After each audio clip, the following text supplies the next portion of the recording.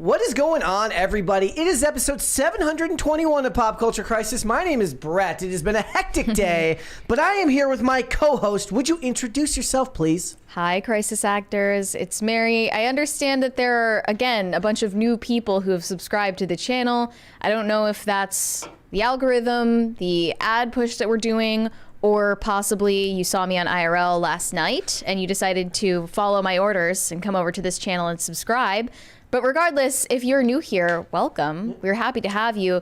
It has been a wild day. Like, yeah, it has. For a lot of reasons. Oh, by the way, and like as I was starting, my mic is like loose now, so everything is going great. Everything is falling apart. That's what it feels like. I mean, the mic is gonna go flying in the middle of the show. That would be kind of funny though, if that did happen. I hate taking these mics apart too, so it's one of those things where I put it off because I had to replace it last week. Yeah. So clearly something is already going wrong. It's fantastic. I'm waiting for the crisis meter to break because that seems like the next logical conclusion. Please don't put that bad juju into the studio. We don't need that right now. And if you are new here and you're wondering what the crisis meter is, it's the thing down below. You see the pink thing down there? Yes. You can see it right down there. So on this show, people like to bother us. They like to ask us questions. They like to have comments, concerns, everything in between.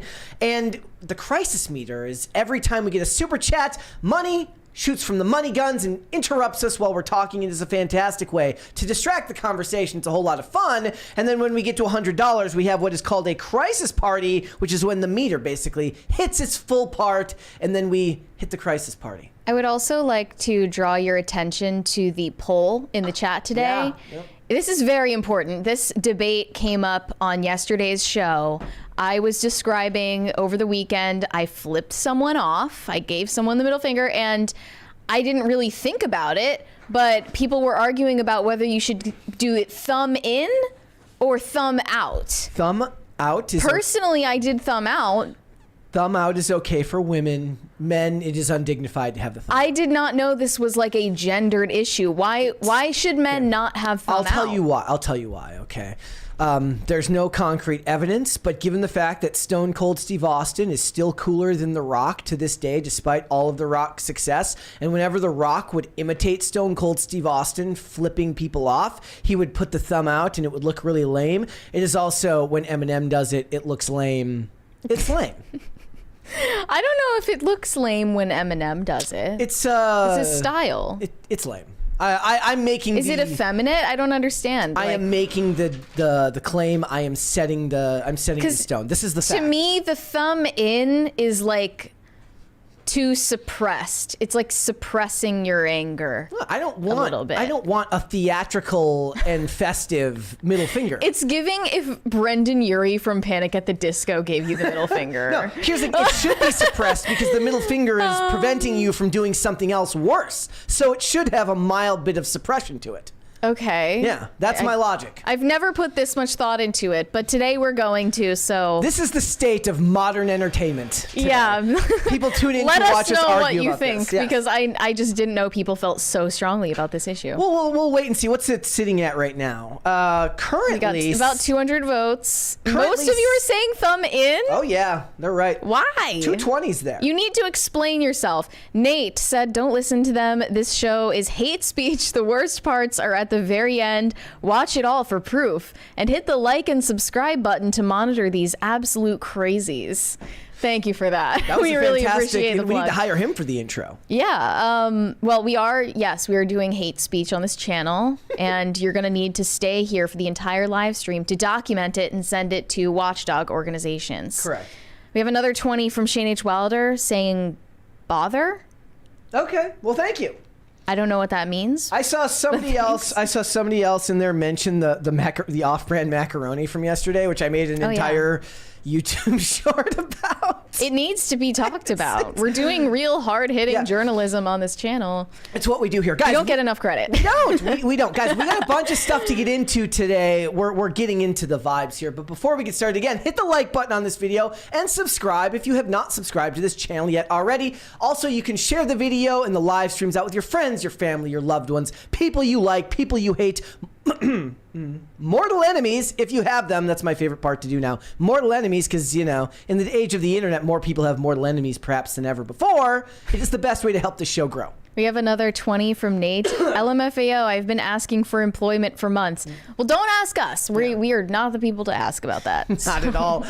So what are we getting into today? Well, MrBeast is back in the news because there was a bomb threat over at the Lunchly headquarters. Which I'm not trying to make light of, but I'm not going to sit here and say it's not funny. Yeah. Like, that sentence is funny. So we're going to talk about that. We're also going to talk about these other allegations from Rosanna Pansino, who is still on her one-woman jihad against MrBeast and all things MrBeast. Actually, that she is the sworn enemy. She is the nemesis of MrBeast. Yeah. Like, this is her mission in life. Mortal enemy, yeah, exactly. She will take him down. It's kind of like in The Incredibles. Did you ever watch The Incredibles? Yeah. Where it's Mr. Incredible and the main nemesis is... what's his name? Buddy. Okay. So you know, he's like he thinks everyone should be able to have superpowers. So is he Mr. Incredible or is he Buddy? No, Buddy is the little kid who... No, I'm saying like who ends up being who's the good guy in this situation? Is MrBeast Mr. Incredible? I don't think that's necessarily true. Oh, no. Yeah, we found out more about what was going on behind the scenes at MrBeast in work group chats. Yeah, we're going to get into it. So we're going to talk about that. We're also going to talk about singer Shawn Mendes, who I have previously bullied before for saying that canceling a tour after you've already committed to it for mental health reasons is insane. Just do your job. He's apparently been bullied for years about coming out about his sexuality, which I didn't know because the only thing I ever knew is that he dated Camila Cabello. So that's all you knew about him? That's all I really knew about him. I knew that he wussed out on a tour and he dated Camila Cabello. Wow. So he's been says a lot about our generations. He was at a concert and he finally addressed this, and people are talking about whether he was bullied out of the closet or not, which I am actually against. Like we always talk about the idea that we don't want artists to bring their personal politics and leave this stuff at home and nobody cares.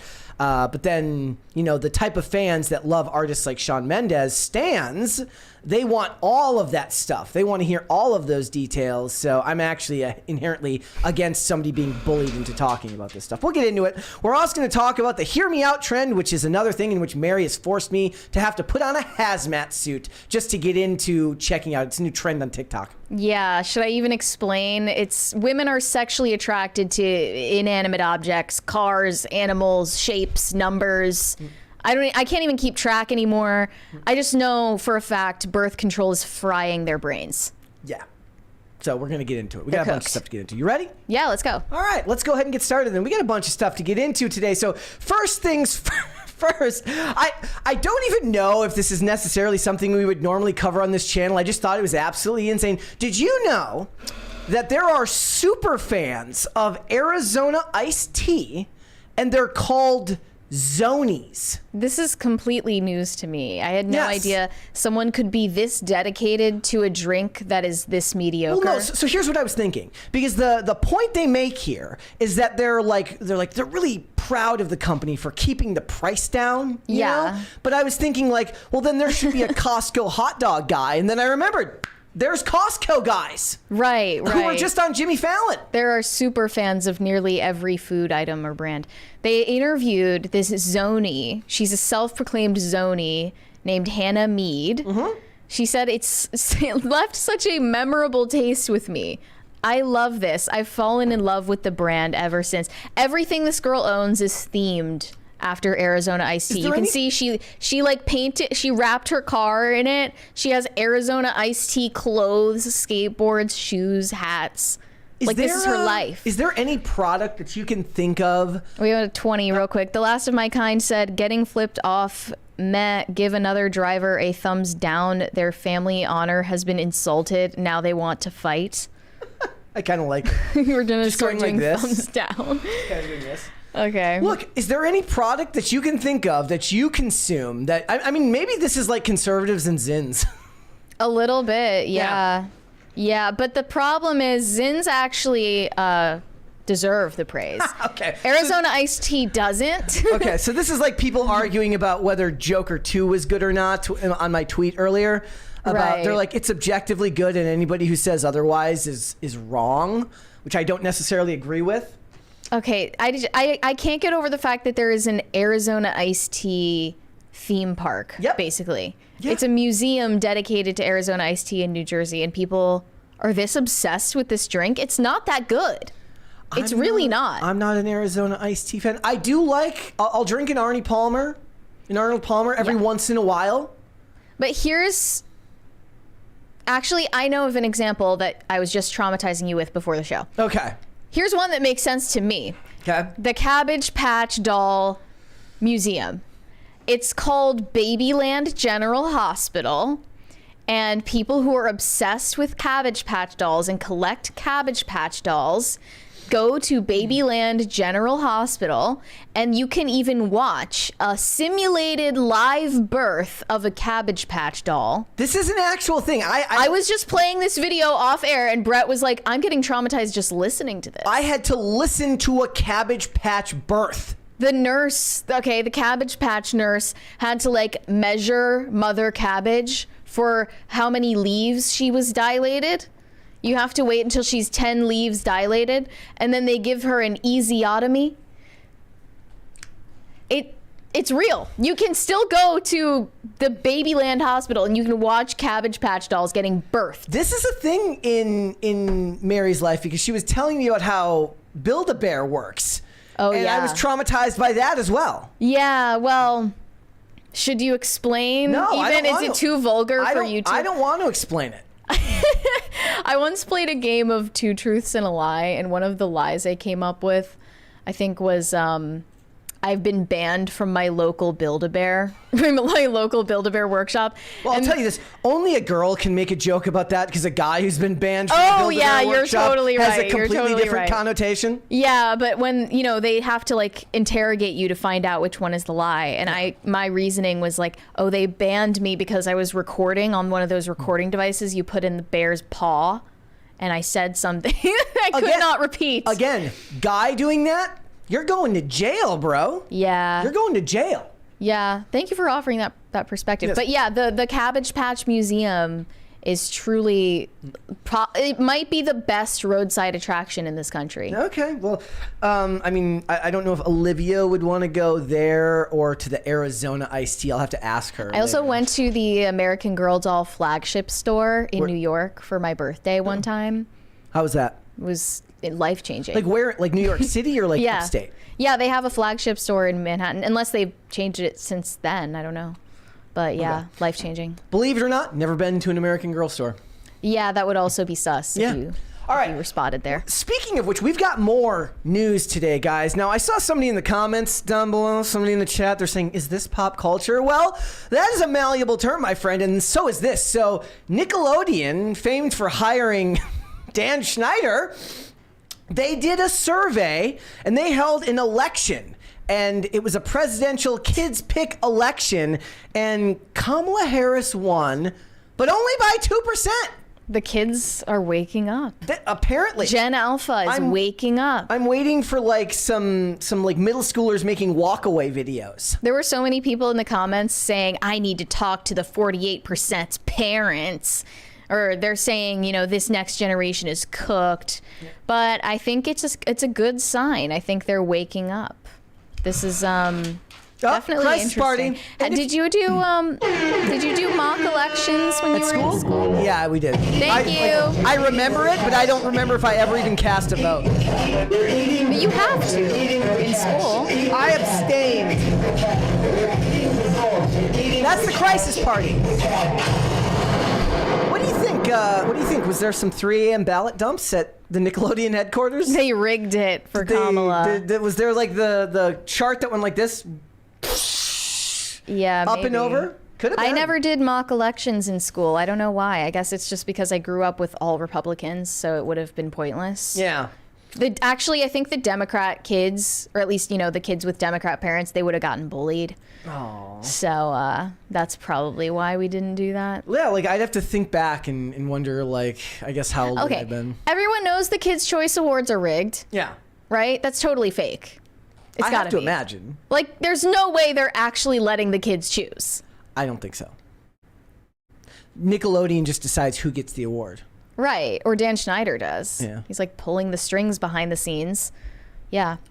Well, all right. Well, I just thought it was interesting because I expected that, to be a larger gap of between Trump and Kamala Harris. Yeah, it's a good sign for Gen Alpha. All right. Well, we got more news to get into today. There's a lot of stuff to discuss. So, good news for Marvel in a sea of not very good news. Deadpool and Wolverine did fantastic numbers at the box office. It actually just recently passed Barbie in the all-time box office list. And perhaps one of those reasons is the shrewd marketing of Ryan Reynolds, who decided that he was not going to allow She-Hulk to be in his movie. Yeah, I think this is proof that Ryan Reynolds is some people's real life superhero, because Tatiana Maslany, the actress for She-Hulk in the MCU, recently confirmed that Ryan Reynolds did in fact boot her character from Deadpool and Wolverine, kicked all of her scenes right off the cutting board. Yeah. It's just not included in the movie at all.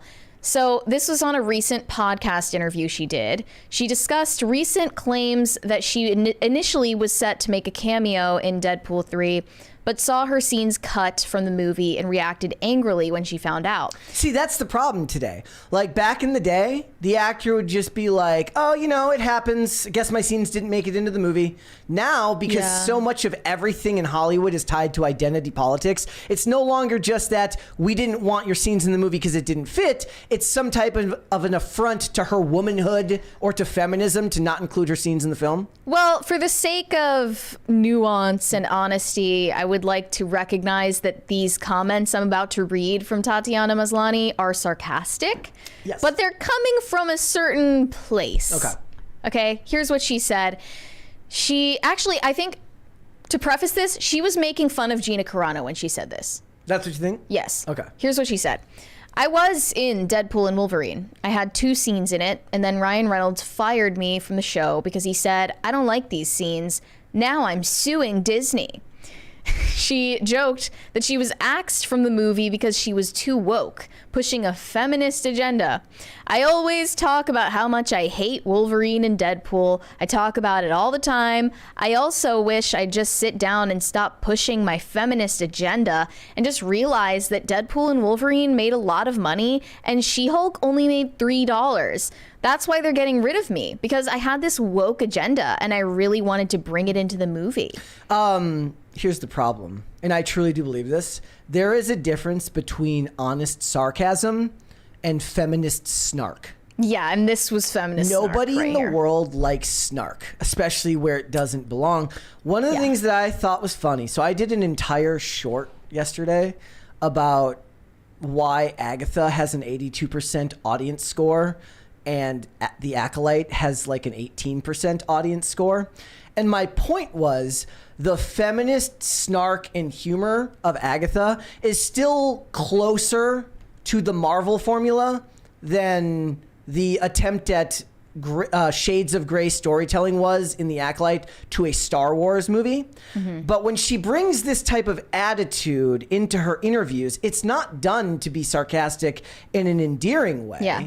It's done to highlight something that she seems to find offensive.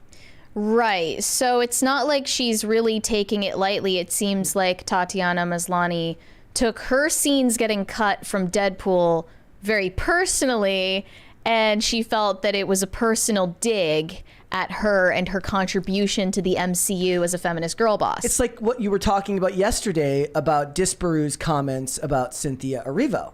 When your identity is a huge part of how you're marketed in the industry, any removal of you in the Cynthia Erivo portion, it was about the removal of her face from the posters. Yeah. But in this, it's more broad. It's funny how they're both green. These green ladies Exactly, keep misbehaving. So in this case, it's any removal of me or my character has nothing to do with the fact that perhaps the movie was too long, perhaps continuity-wise it just didn't work or was distracting. It has to come back to some type of identity politic. Well, it's funny because we already have the reports of why her scenes got cut. Yeah. This says Tatiana Maslany filmed 2 cameo appearances for the movie, one being a significant fight sequence against Hugh Jackman's Wolverine. After spending 2 weeks training for the role, her performance was met with criticism during test screenings. It was noted that she didn't quite match the intensity and skill of her co-stars, leading to the decision to cut her scenes. In another controversial scene, She-Hulk chastises both Wade Wilson and Logan during the film's third act and breaks the fourth wall, a trait the character shares with Deadpool. Yeah. That scene was also removed after Ryan Reynolds insisted on keeping the focus on Fox legacy characters rather than newer MCU additions. So none of that sounds like we cut her scenes because she's a girl. No, he gives a perfectly logical reasoning as to why he did it. And that makes perfect sense because in the movie, the post-credit scene is literally like a montage homage to the 20th Century Fox X-Men films. Mm-hmm. So they spend a lot of time on that. So his logic is bulletproof. Makes perfect sense to me. There probably was some type of meeting where they talk about how interesting it could be to do a shot where he breaks the fourth wall and then she's behind him and breaks the fourth wall of him breaking the fourth wall, which could actually work if it's done right. But again, you're already crowded. There's already too much going on. It's not going to add any great insight to the film. It would purely be done for Easter egg purposes, which is one of my main criticisms with most of these franchises now, is everything boils down to surface level Easter eggs or explaining of something in the past and less to do with the actual storytelling. He kept it focused on the actual storytelling, and he does seem to be, if you permit me a little bit of speculation, absolutely ruthless at controlling what he needs to control behind the scenes to make sure that the stuff he makes comes out the way he wants to. We saw that given the fact that he got involved in Blake Lively's movie and was involved in the producing of that. And you don't get to be a billionaire and start Mint Mobile and turn it into $1 billion empire without being ruthless at business. In this case, ruthless at business means that his products, his productions need to come out the way that he wants them to. Right. Ryan Reynolds and Blake Lively are this Hollywood power couple that just sink their talons into everything they do, even if it technically doesn't involve the other person. Yeah. That's why I was honestly surprised Blake Lively wasn't Lady Deadpool. Yeah. But well, no, she was. Was she though? She was. I mean, we don't see her face, but she was Lady Deadpool. She did the voice? She did the voice. And okay. She was. But did you know, so we talked about how during the filming we were talking about how like Ryan Reynolds doesn't need to be in the suit. You know, he's in the suit the whole time except for during the dance scene.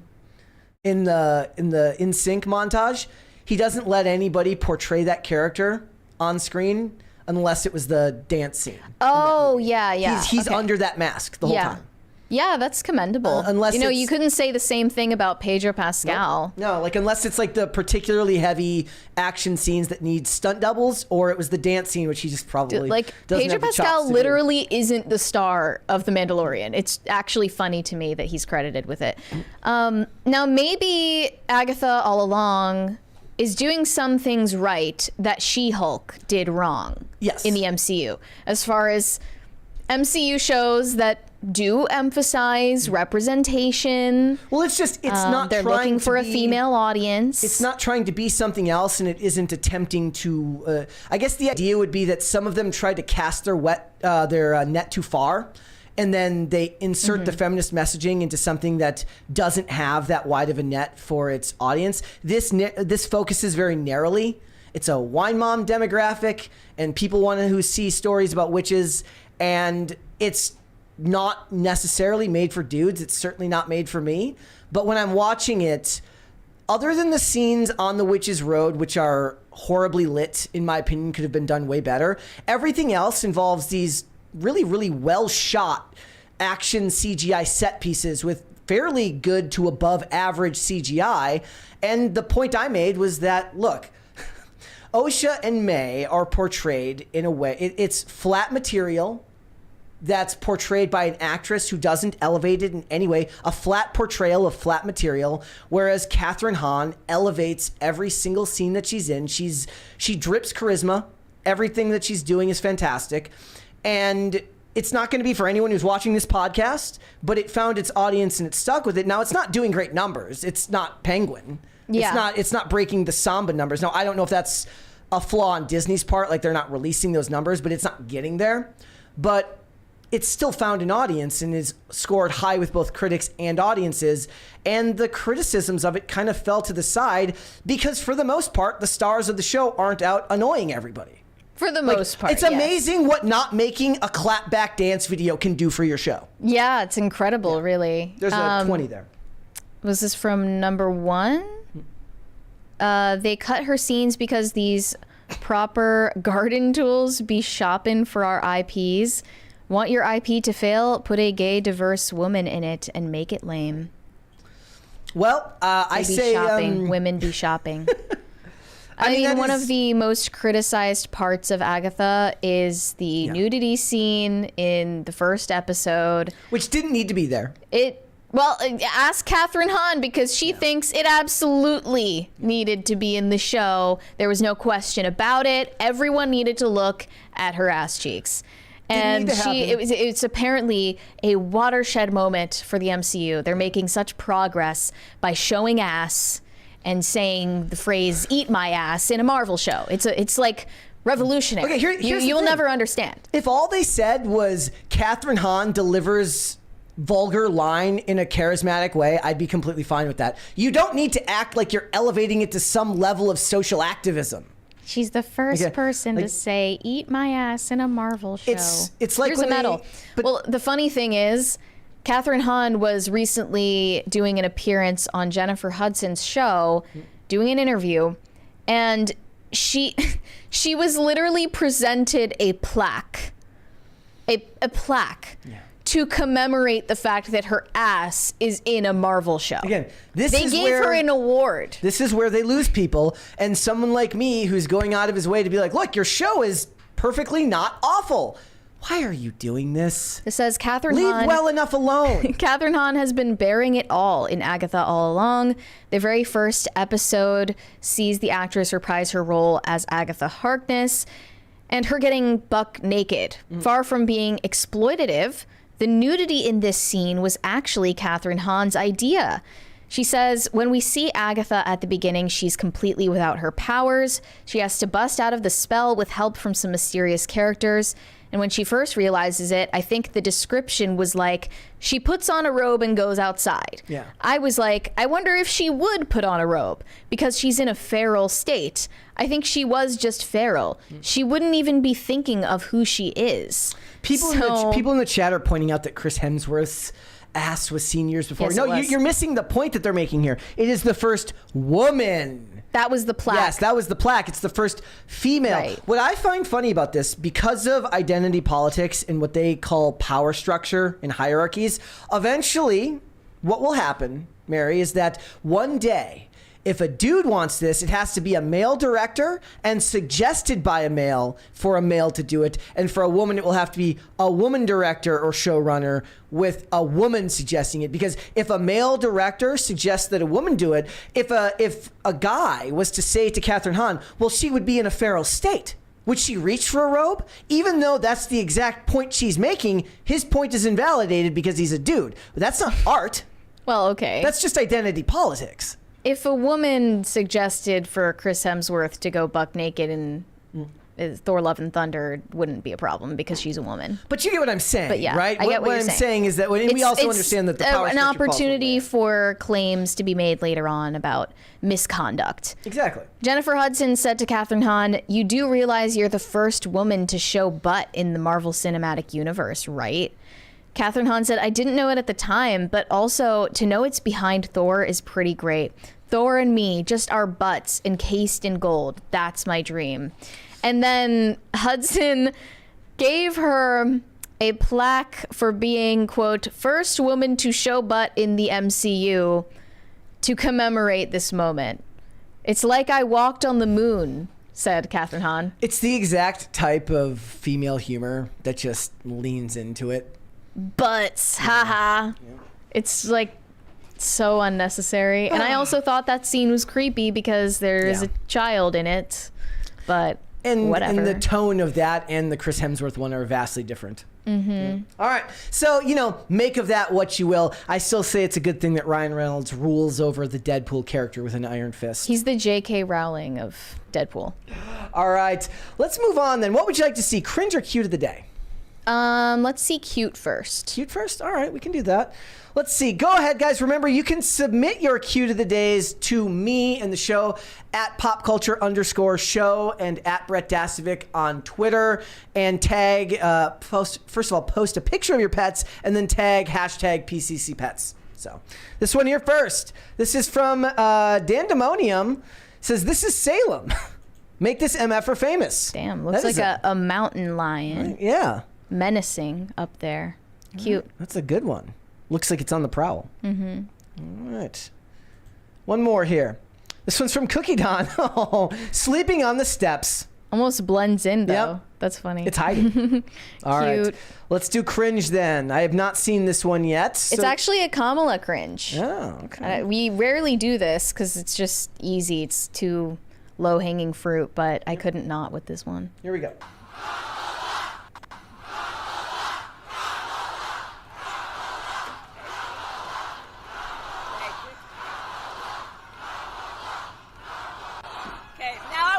Of you to shout your own name. Do that.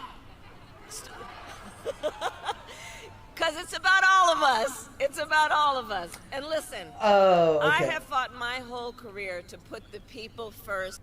I would have nightmares about that that exact moment if I was her. The way she cackled in silence. Okay. All right. Just dead silence. And then she just maniacally laughs. Okay.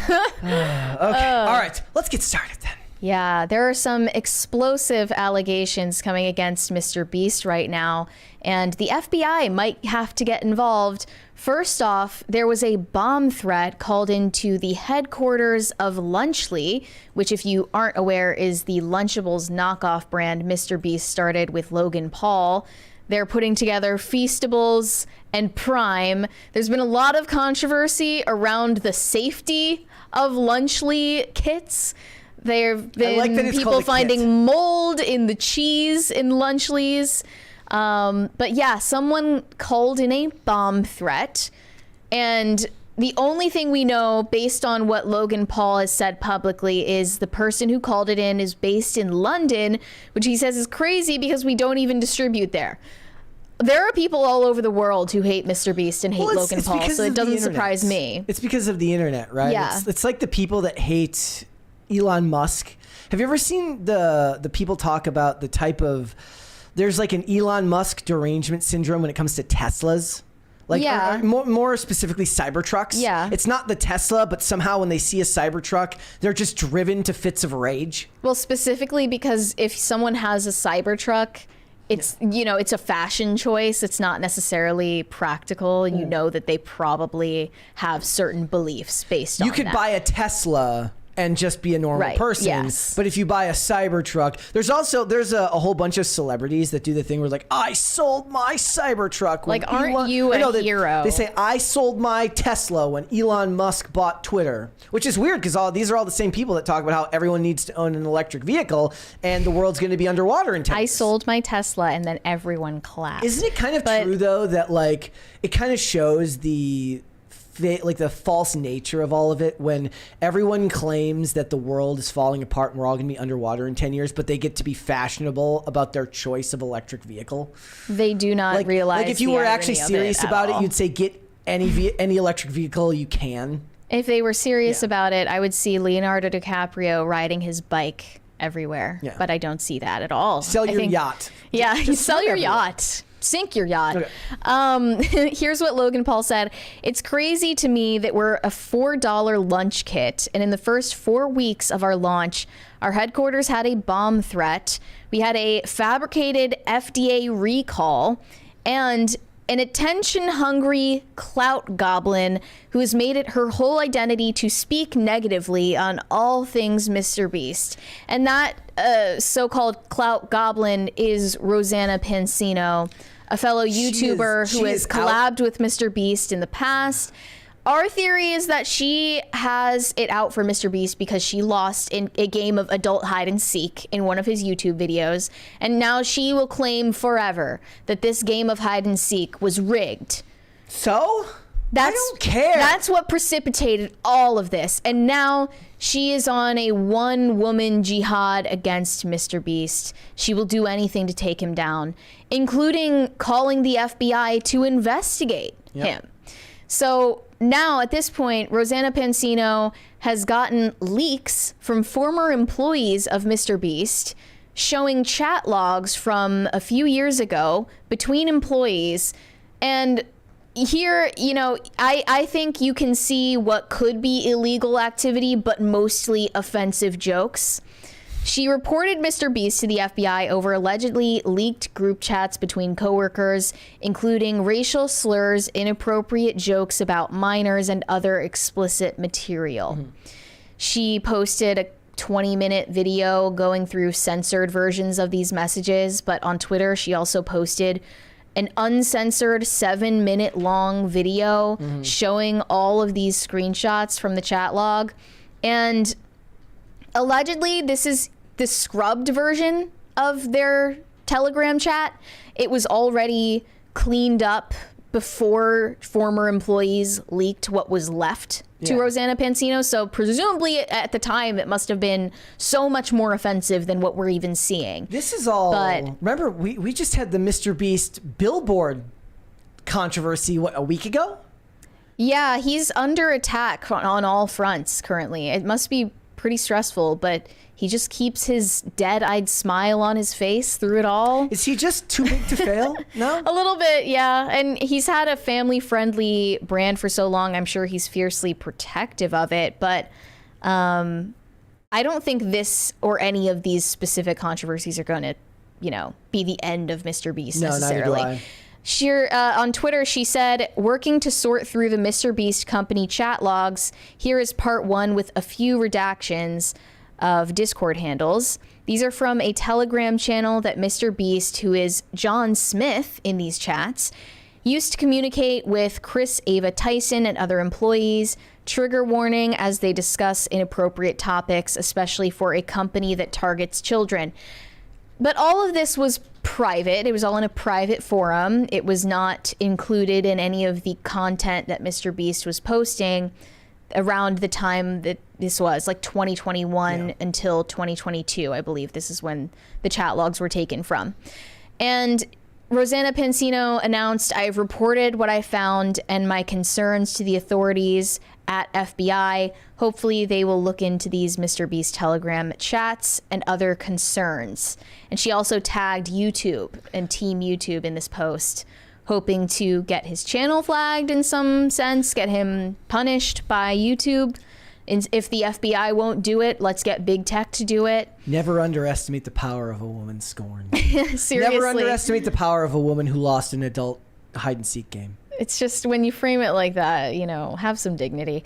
But if you look through this video, essentially what she's saying is Ava Chris Tyson is very active in these chat logs, posting some of the most offensive stuff, especially as it relates to jokes about PDF philia. Which was always on brand because chat logs for Ava Chris Tyson leaked ages ago before Ava Chris Tyson was Ava Chris Tyson at all. That showed, you know, edgy humor. Like, at the very least, at the bare minimum, we know that this person found PDF file jokes funny. And I'm not even talking about those. I'm just talking about the other ones. From including the Hitler memes and the 9/11 stuff. Right. Not just PDF file jokes, but jokes about oneself being a PDF file. That's kind of the punchline, is I'm a PDF file, which I don't really find funny, but I assume, you know, I think that someone like Ava Chris Tyson is deeply influenced by pornography, which has to do with the trajectory that he's taken publicly. And I am not surprised at all by anything I saw in these chat logs. I looked through the video, and the worst thing that I saw in it, which possibly is actually illegal and needs to be investigated, was Chris Tyson sharing a photo allegedly of Ivanka Trump from when she was 13 years old, in which her breasts are visible. How long ago was this posted?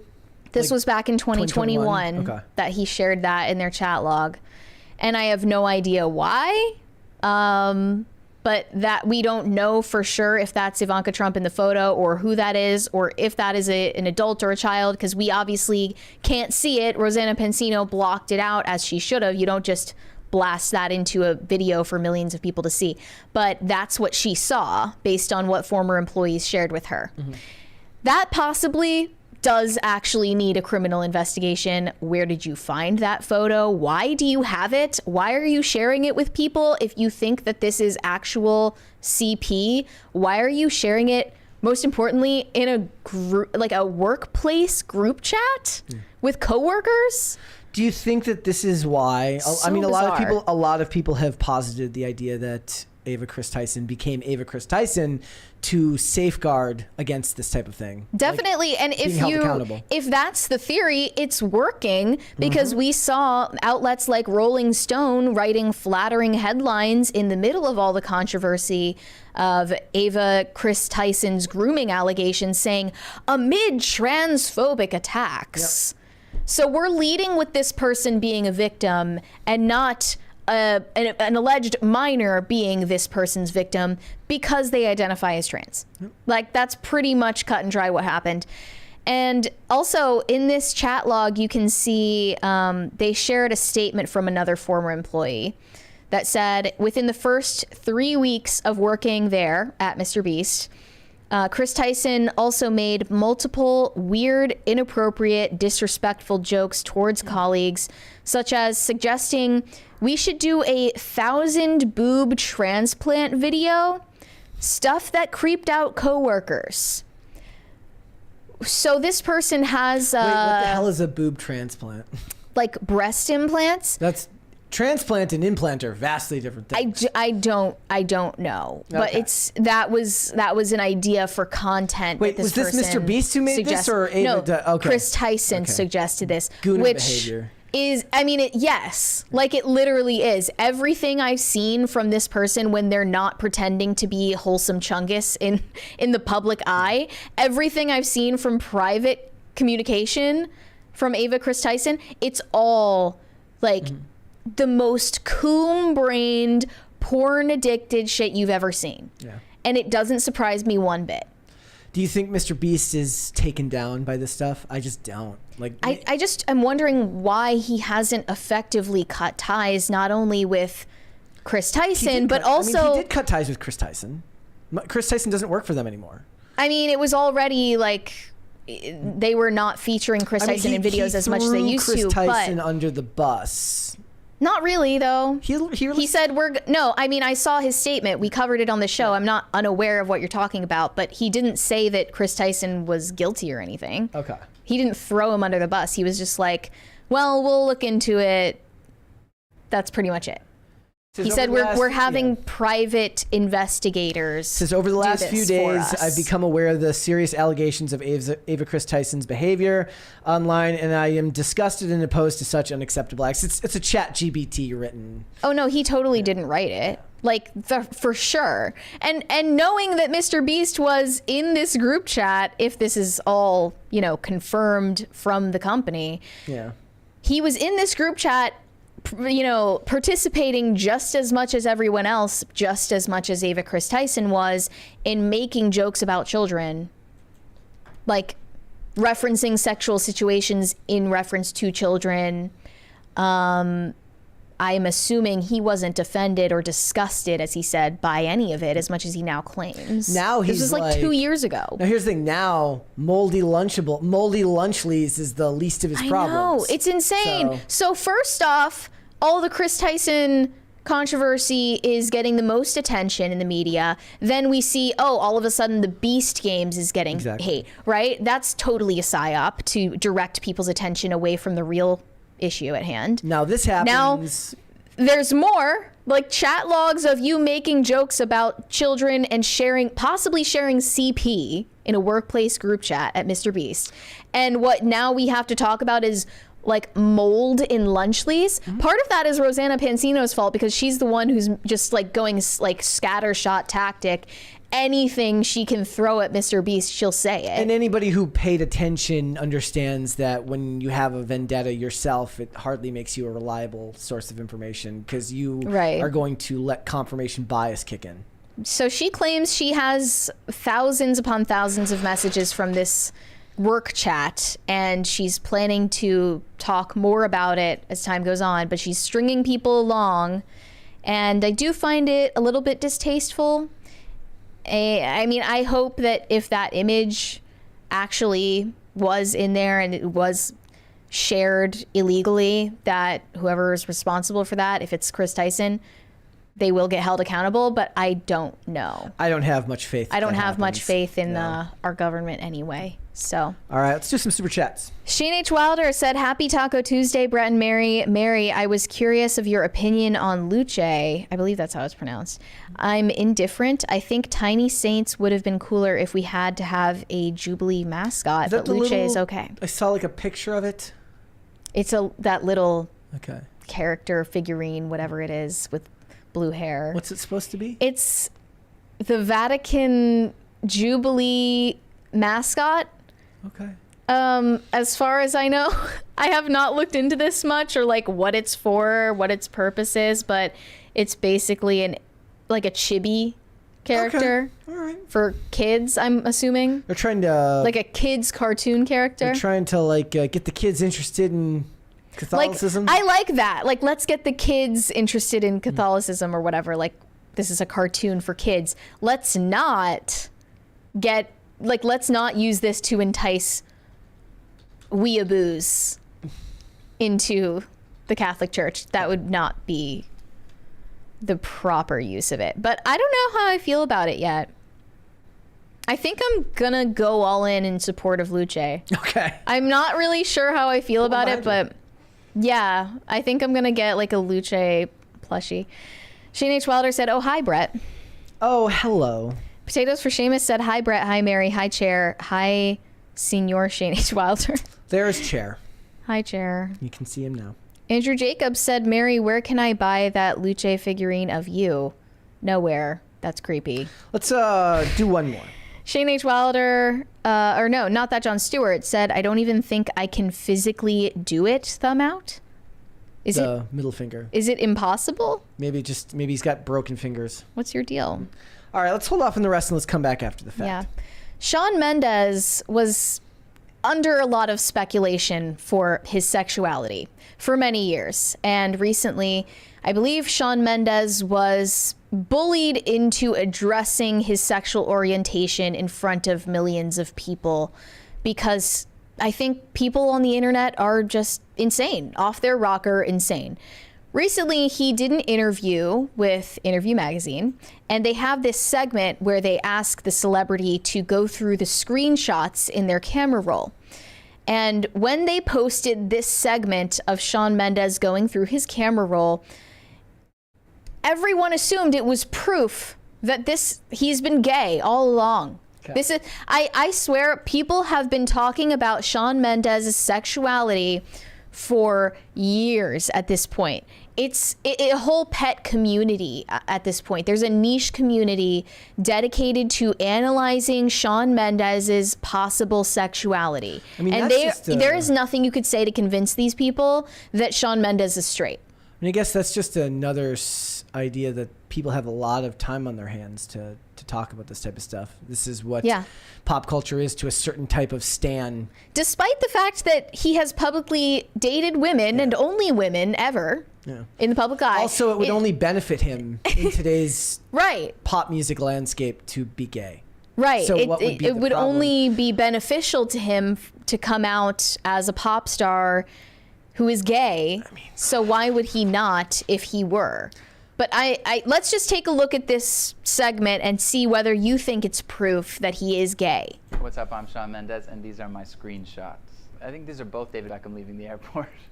Well, this is him at a party. This is a screenshot of, if you don't know who Alex Honnold is, he's the world's greatest climber. This is his hand. Those are the thickness of his fingers. You've never seen fingers that thick in your life, for sure. Here's another photo. I was trying to show my friend what he reminded me of one day. This is a photo of my other friend.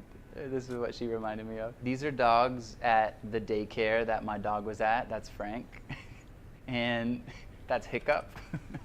Here's a good photo of Brad Pitt when I was looking for a good jacket. Okay. Yeah, that's all I'm going to give you today. All right. So that's So do you think there's proof in here that he's gay? No pictures of hot women and Do all men have like screenshots of like hot chicks? Like you would open your camera roll and they're like, okay, Pamela Anderson. all my screenshots are like tweets that I use to make posts. I just have like Pepe me. I just have like frog memes and TikToks and cats and selfies. Or things Actually, you know what? Or things I've asked ChatGPT that I wanted to save. What would have been proof of Shawn Mendes' gayness is if his camera roll was full of selfies. Yes. So I think we just proved he's straight. But according to some deranged people online, that is not the case. The shirt is a more... Oh, well, okay. So he's wearing, if you're listening rather than watching, you can see that Shawn Mendes is wearing a cropped shirt in this video. Okay. Maybe he's just bisexual. I think Would that just be straight men in 2024 are... They're dressing like this. They shouldn't be. A lot of straight men in 2024 are giving gay vibes. It doesn't mean that they're gay, but it's now socially acceptable for straight men to wear a crop top. I wish it weren't, but I'm not saying, I just don't think that's proof that anyone is gay or anything. They shouldn't though. Here's what one Twitter user said. I am convinced Shawn Mendes found out he liked men late in his life, and he won't come out because he doesn't want to give people the satisfaction of being right after years of denying it. Okay, that might actually be an interesting argument. He's just out of spite staying in the closet. Yeah. They replied to it, I actually think a similar thing happened with Harry Styles because he had years of people speculating on his sexuality. And now, even if he is queer, he doesn't want to verify it because he feels like he's still in competition with internet trolls from 8 years ago. I mean, that's just a commentary on the divisive nature of like celebrity and the stan community that oddly enough keep them... If you don't know about stan communities like this, congrats. Because I think that they might be like some of the most mentally deranged people on the internet. You cannot convince them anything other than their story that they've made up in their head. These are the Larrys. Have you heard of the Larrys? No. They were the Larrys were a subset of the One Direction fandom. Okay. Who were absolutely dead convinced that Louis Tomlinson and Harry Styles were gay lovers. Okay. And bandmates. Okay. But they were convinced they were in a hidden relationship and that their gay relationship had to be hidden from the public because it was too taboo. It was too controversial at the time. It would have hurt their careers if they came out as gay. And these people, they were serious. Like they took every little screenshot, every little interaction, and they overanalyzed it. Was Charlie Day. Like they were connecting it all by rainbow yarn. Yeah. And there's also a subset of the Swiftie fandom called the Gaylers, who believe that Taylor Swift is a lesbian, and you cannot convince these people otherwise.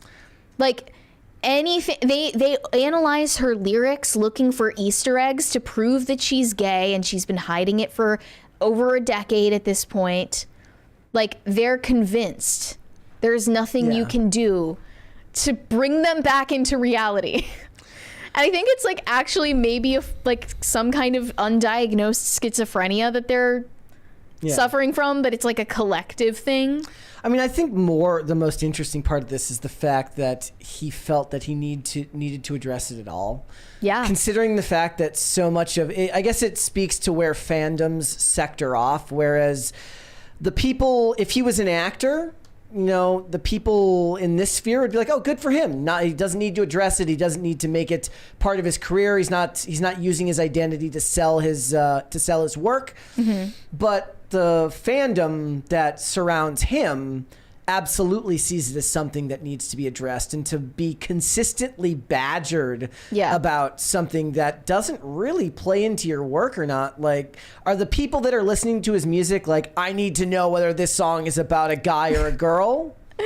Yes. Okay. Yeah. Unfortunately, people cannot enjoy a movie or a song or a TV show or a book without connecting it to the lore and the Easter eggs and what it was based on. They can't just make it relate to their own experiences. They have to invade someone's privacy like this. Another person said, I used to be a staunch Shawn Mendes is heterosexual truther, but I can't defend this. The video. Who talks like this?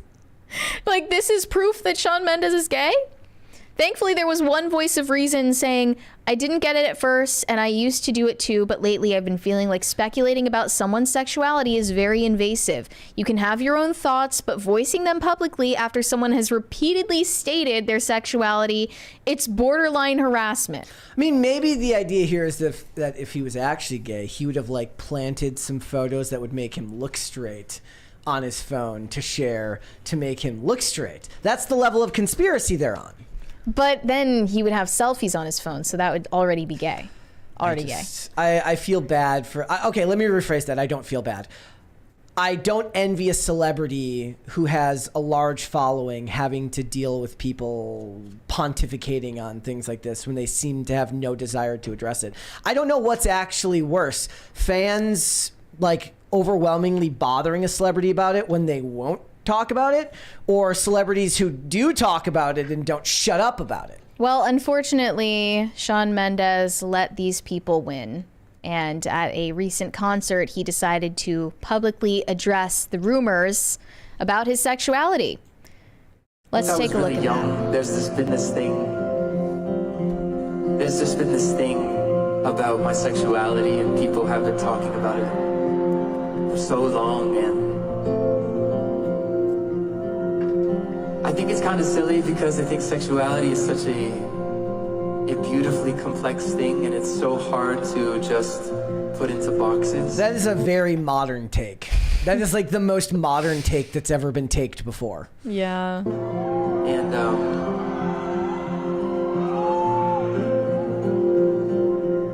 yeah, and it always felt like such a intrusion on something very personal to me, something that I was figuring out in myself, something that I had yet to discover and still have yet to discover. And you know, writing this song felt really important to me because it felt like a moment where I could address it in a way that felt close to my heart.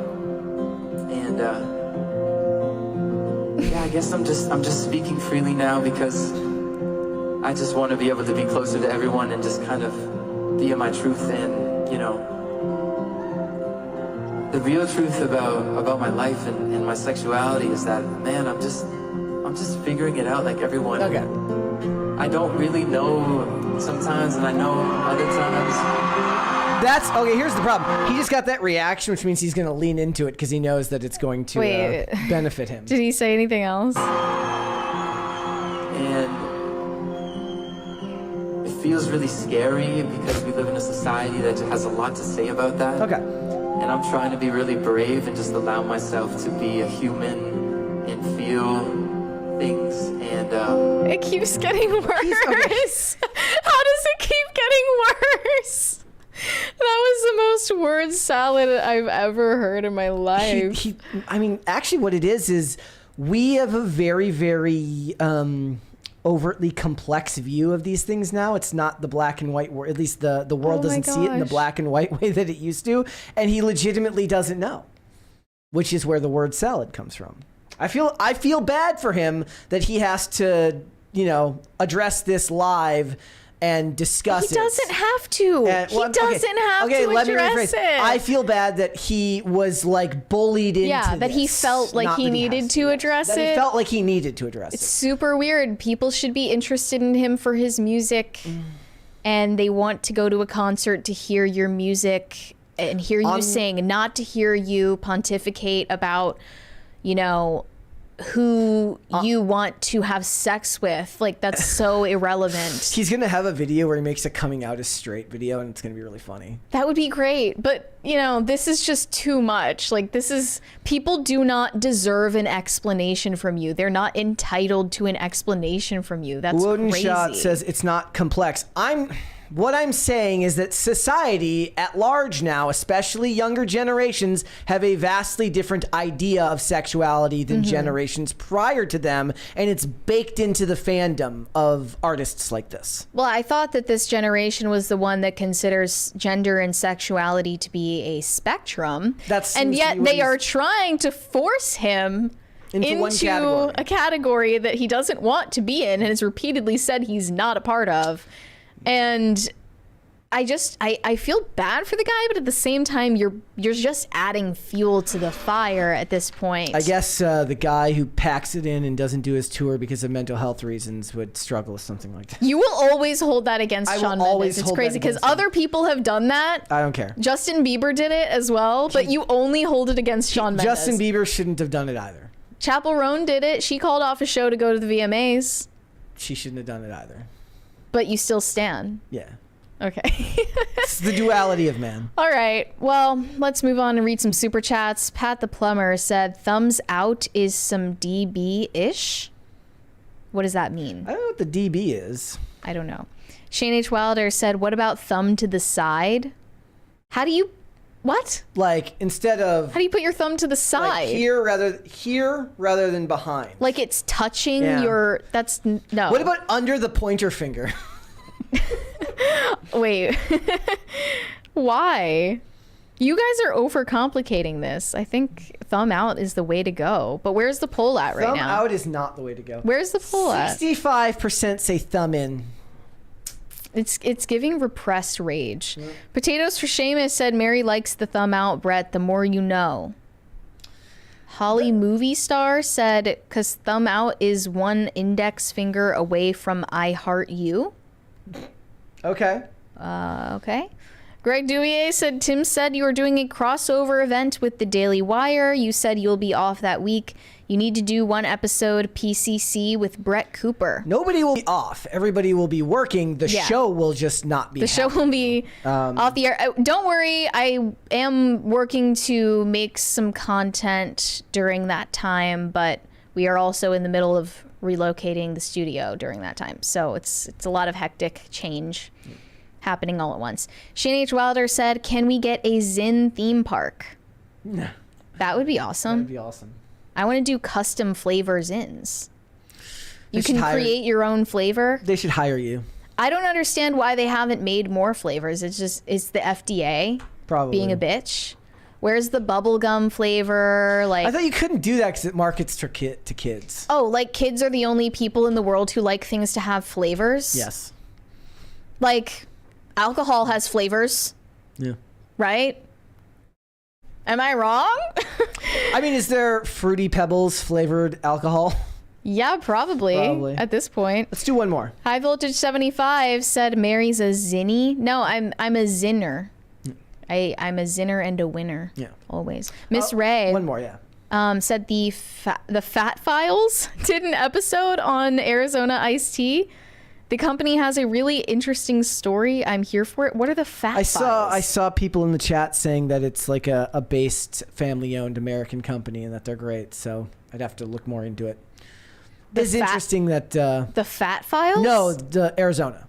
What is the Fat Files? We have to look into it. Okay. All right, let's hold off there. So you're going to have to tell everybody what is going on with Hear Me Out. Yeah, there is a TikTok trend going around called the Hear Me Out trend, where you bake a cake and then you print out pictures of inanimate objects, cartoon characters, or just celebrities that you are attracted to, and you put them in the cake with your friends.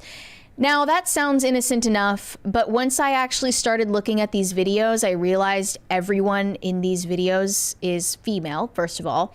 And second of all, birth control has completely fried their brains and changed who they are sexually attracted to the point where I swear these women are attracted to like shapes and numbers.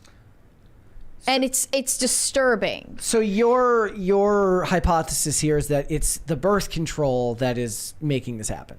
I think it might be. Let me just list off some examples of what I saw in the Hear Me Out trend before we watch. So women are attracted to the following, in case you need to take notes, get your pen ready.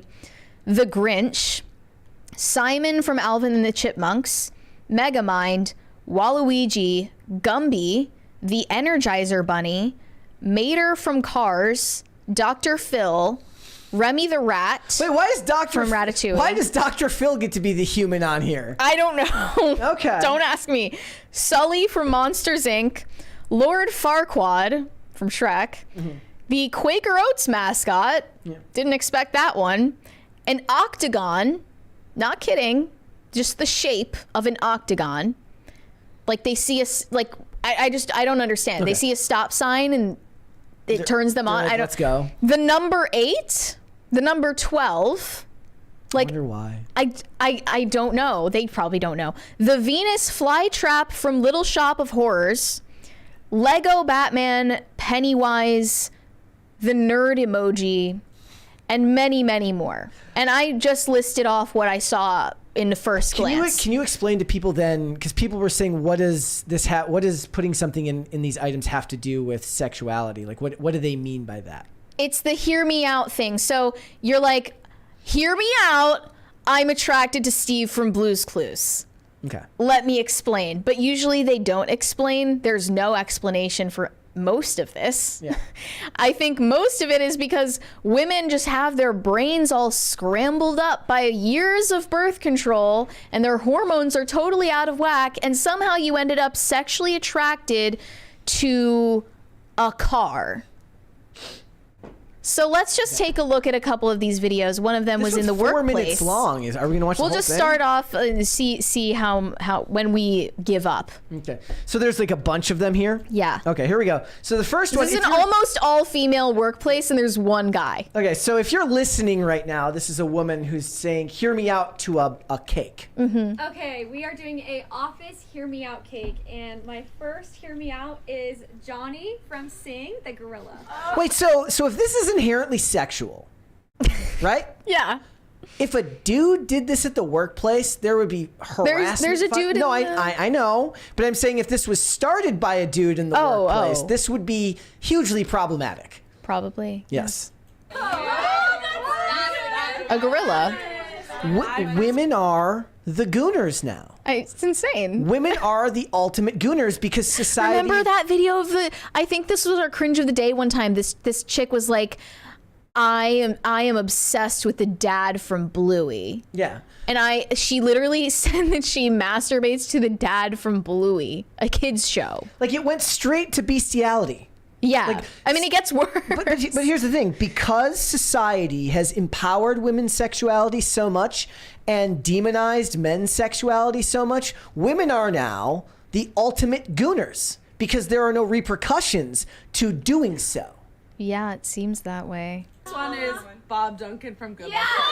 Okay, a person. At least it's a person. Yeah. I so agree. Like right now, if a dude put down there Lola Bunny and then the next one put Pamela Anderson from Baywatch in 1997, No, but the women in the office would be throwing an absolute conniption fit. You are misunderstanding the trend. The reason it's a hear me out is because it's not conventionally attractive. I know. I'm merely speaking to the idea of it being sexual at work at all. Yeah, sure. Yeah. But it cannot be a conventionally attractive character. It has to be weird.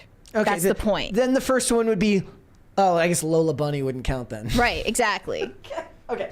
So let's keep going. Mine is Osmosis from Osmosis Jones. What is that? Who is that? Sally from Car. The dude should have just come up and just put the hottest normal woman he could think of. Just a billboard of Kim Kardashian. I don't know. Just to derail. Okay. He's attracted to a car. Another Cars reference, Doc Hudson.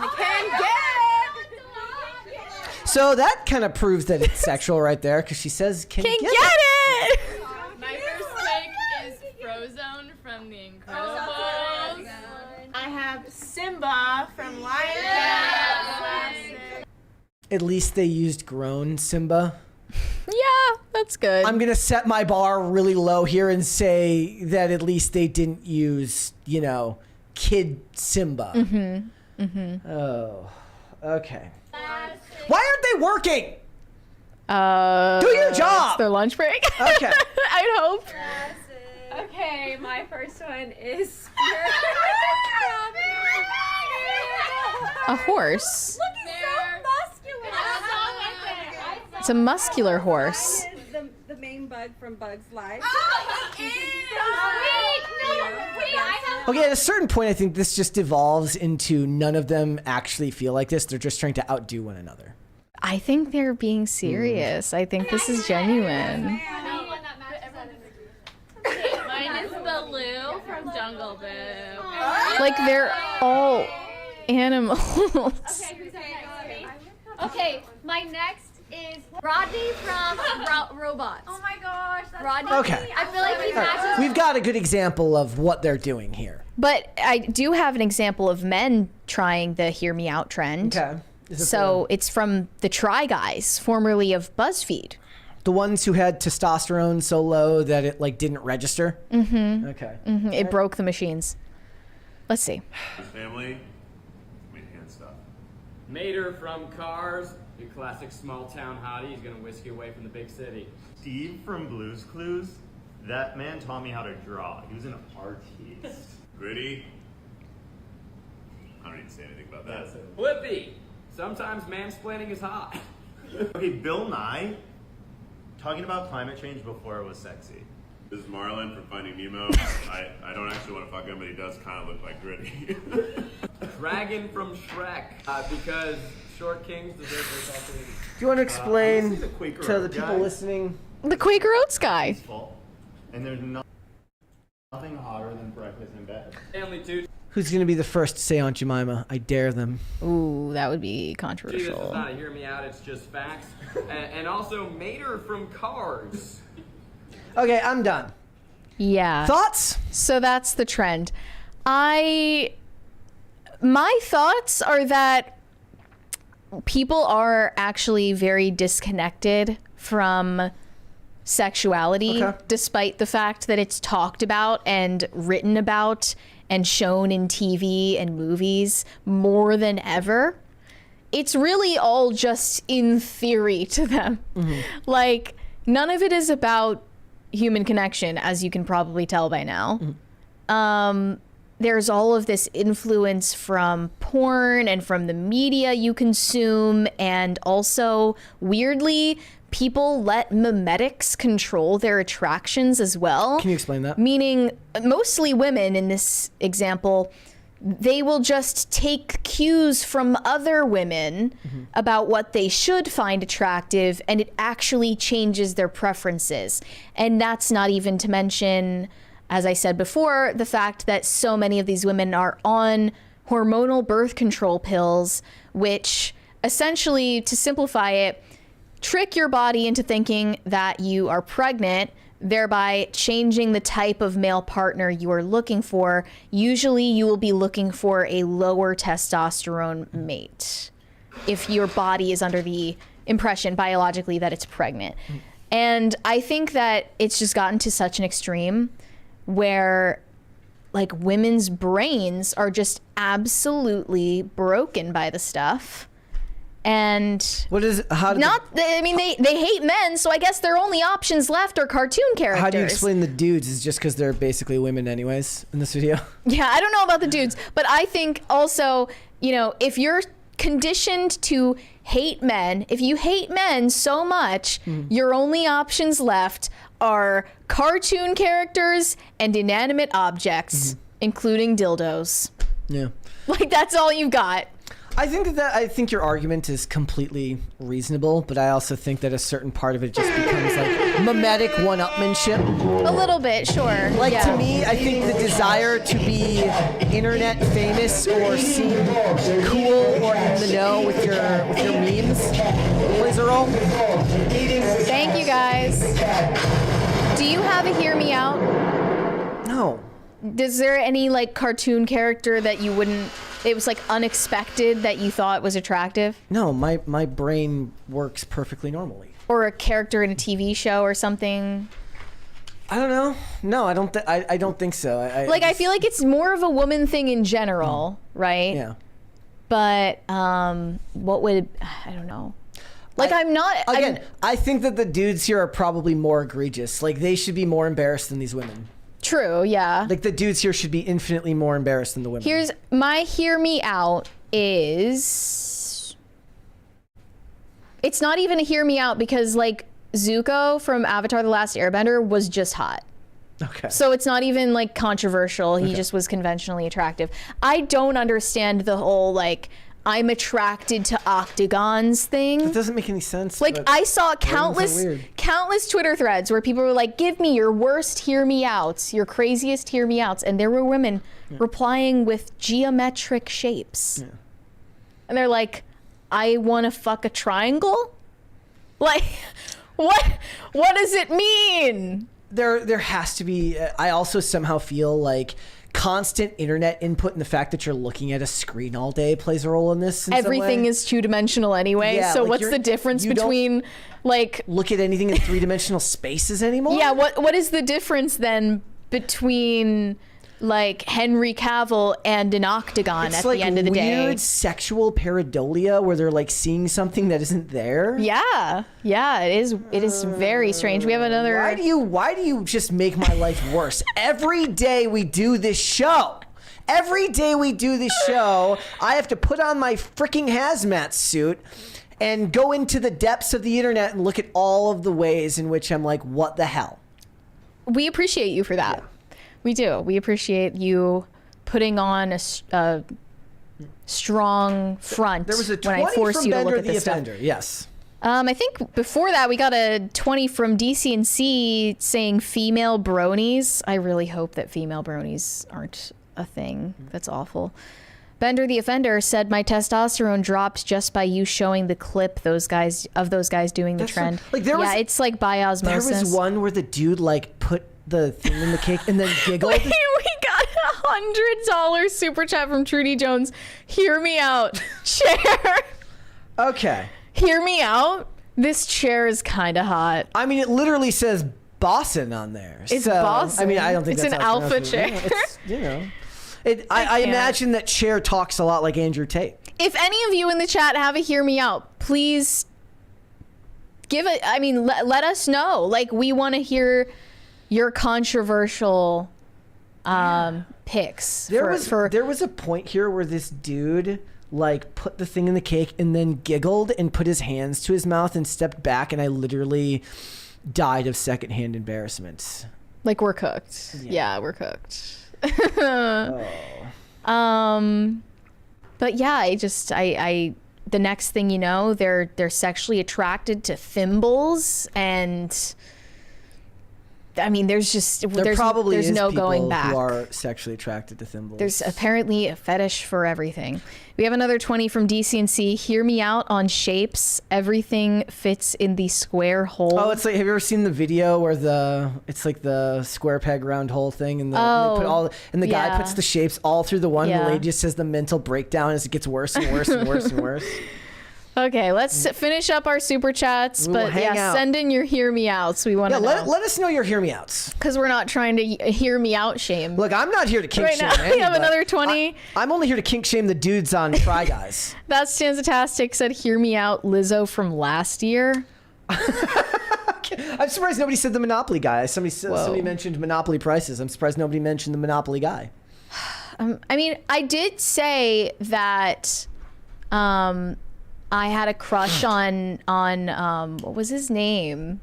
Wait, let me look it up. He was one of the fish in Nemo. Gil. Okay. His name is Gil, and he's one of the characters in Finding Nemo, and he has a scar on his face, and he's really badass.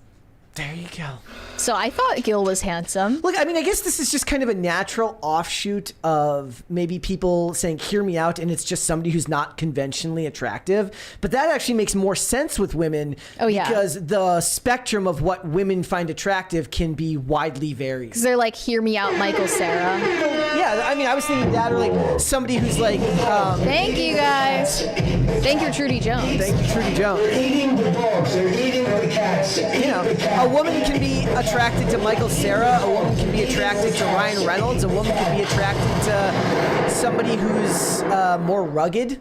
Sure, right? yeah. Like there's There a are different types. there's a spectrum there. So that actually makes sense. But that to me, that kind of more or less explains what I was trying to say, which is that the internet doesn't know how to just leave something at something. It has to keep going and get worse and worse. Take and worse. everything to its logical conclusion. Right? So it's like some dude, some girl says, "Oh, Michael Cera," and then somebody says this. Finally, they're at like, I don't know, Andre the Giant back when he was a pro, before he died. And then before long, you're at Lizzo if you're a guy. And then, it goes farther and farther and farther. Eventually, you're talking about the characters from Cars. It just feels like people trying to one-up each other. A little bit, yeah. It's a little bit of showmanship. The Last of My Kind said... I am offended by the amount of people saying, "I'm there, hear me out," though. You're the hear me out. Oh, that's rude. That's a backhanded compliment. Olivia is allowed to say that. Everybody else, I'm sorry, it's a backhand. It's an insult. Yeah. I mean, I feel like I was asked before if I had celebrity crushes and I wasn't able to come up with anything other than like Tucker Carlson, and that does not count. That doesn't count. So I don't know. Who is the dude? I feel like there's somebody out there who would say like, "Hear me out, Sam Bankman-Fried." Ew. the crypto guy. Oh, I hope not. But I'm saying the point is to make it worse. Yeah. Pop Culture Junkie said, "I've been watching you guys since mid-January and you have never left me speechless until now." Well, this is what we aim to do. That is what we try to do. We're trying to give you the most shocking content. No, look, here's the thing. Mary is the one who finds these types of stories where, every day she's like, this one she didn't even give me like a disclaimer. Usually there's a disclaimer before these types of stories. What do you mean? Well, you're like... What disclaimer? Like when we're making the thumbnail, you're telling me about how bad it is. Oh, yeah. I mean, I find it funny, but it's a little bit depressing because people's brains are just broken. Yep. All right. The Last of My Kind said Arizona equals based family-owned American company. There you go. Well, that's cool and everything. I'm just not going to drink the drink because it's gross. Pat the Plumber said, "I may have asked before, but Brett, have you seen Orphan Black? That's some nice Canadian TV that I feel like you'd like. Tatiana Maslany's best work." Yeah, I've heard that is Tatiana Maslany's best work. It's not one that I've seen, but I do love Canadian television. I never got the sense, and maybe I'm completely wrong in this, that the tone is similar to the other Canadian shows that I like, which just tend to be a lot less serious. Mm-hmm. And I always got the feeling that maybe it's just the name Orphan Black just doesn't sound like a happy-go-lucky show to me. No. But maybe I'm wrong. I'll get around to it. Look, I'm in kind of a... Sounds like the Annie reboot. We're no, I think it's sci-fi, but I'm just kidding. We're in what are we watching right now? So we're watching Roswell. Roswell it's really, really interesting. It's unapologetically raunchy. But here's the thing. There's the bones of some great science fiction in the show with the shapeshifter and the backstory to the characters. Yeah. And it would be great if they could do it for more than just the season finales and not spend the other 20 episodes with just showing us everyone making out constantly. That's literally the show. I was like, at some point I turned to Olivia, I'm like, are they ever not? Like, I kind of started to disassociate and just start working on my phone because I'm like, every time I look up, there's just characters making out. And sure, I guess that's important for character development. Not really. But, no. But it's constant. And wait, so it's Max, and who is the girl? And the main girl? Liz. Liz, and, right. And then Isabel and Michael. Only thing I remember is, like, they wasted absolutely zero time. Like, they did not let the romance between Max and Liz develop at all. Just a couple of episodes. I'm like, you couldn't wait. Like, here's the thing. This is actually something I think about when I'm watching. Like, there is a great story here where they get the payoff at the end of season 1. Right. Where, okay, so follow my train of thought. They find out at the end of the season 1 that he has like a destiny, that the character has a destiny and he's meant for this other woman, so as like shown by his family. Like an alien wife. Yeah. And there's a great story where right before that happens, they finally get together. and then it's completely interrupted by that. But they couldn't do that because it still has the bones of like a high school drama, so they have to be like hiding behind lockers, pretending not to see each other. And nobody looks like a high school student at all. To their credit, the actress, Shiri, I think it's Appleby, who plays Liz, is probably the closest they have to one of them that looks like... Katherine Heigl looks like she's 30. Okay, not 30, but she looks like... She definitely looks like she's not on her parents' insurance anymore. Yeah. Oh, Max too. Max too. Brandon Fair looks pretty young, but it's because they gave him like the spiky hair. And Colin Hanks just looks like he just got pushed into a locker the whole time. And he's not even really portrayed as ultimately nerdy, just kind of clueless. Which now, of course, her best friend would be portrayed as like unbelievably gay, and so would he. Yeah. But it's a very interesting, like I'm looking at the wallet chains, I'm like, ugh. Wallet chains and really baggy Old Navy jeans. But wallet chains are already back in style. I know. So it's not that. I mean, baggy jeans too. Yeah. It's not that much of a throwback now. Do you want to read this person's username? Because I don't. No. Okay, I'll just say Gollum. Gollum said, "Hi, 199. Do they read the ups over here?" Hi, 199. Is this a Hail 199? Is this a Cobra Cast thing? I can't tell. No, sorry. Don't understand what you're saying. Yurishima Otaru said, "Rosanna is what happens when you marry a gay dude." Shockingly accurate. Did she actually marry a gay dude, though? I don't know. In the chat... Is that real? This one is worth mentioning. Kyle Miller says, "Hear me out, the Mucinex guy." What, the blob of snot? You're kidding. That's it. See what I mean? That's clever. No, the craziest one to me was the Energizer Bunny, I think. Yeah. Yeah. Oh, I also saw toothbrush. Like, you're just attracted to... Women will just pick any straight object. It's like the meme. It says like men masturbating, and it's just the single fist. It says women masturbating. It's, but they mean like, I am like personifying, like I am anthropomorphizing this toothbrush. Like I want to fall in love with this toothbrush. Like, I love good oral health, therefore, you know. Okay. Shane H. Wilder said, "So it sounds like Chris needs to be investigated, but not MrBeast. Although why MrBeast didn't report these issues or handle them is a little sus." Well, it's because he didn't care. And I think it was proven that Tyson purchased sexualized art of a child from an artist, so-called artist named Shadman, and they were living together at the time. He was roommates with MrBeast at the time, and they put this piece of art up on the wall in their living room, and it stayed up on the wall even after Tyson moved out. Yeah. It was present and visible in MrBeast's videos after the fact. So... Olivia seems like they have the same sense of humor, at least. We've been given an update on the Hear Me Out. Does she have a Hear Me Out? Olivia says the girls who did the Hear Me Out are influencers. The twin girls are the owners of the businesses and the bosses. Well, you should still be working, I say. Okay, thank you for the fact check. Thank you for the fact. I don't care. Okay, so the bosses are actually forcing it, which makes it an even worse HR nightmare. That poor guy is like, they're like, "Want to come do this video with us?" He's like, "Not really." And they're like, "Well, you know, quarterly reviews are coming up. I just thought I would say that as an aside." How is there literally only one man in this workplace? I completely understand how it's actually that's scary. happening. Tacti Plati said, "Mary, do you have opinions on paper ballots?" I think those are the only types of ballots we should have in an election. Yep. If that's what you're asking. I disagree with what Ian was saying last night. He was saying they should all be digital.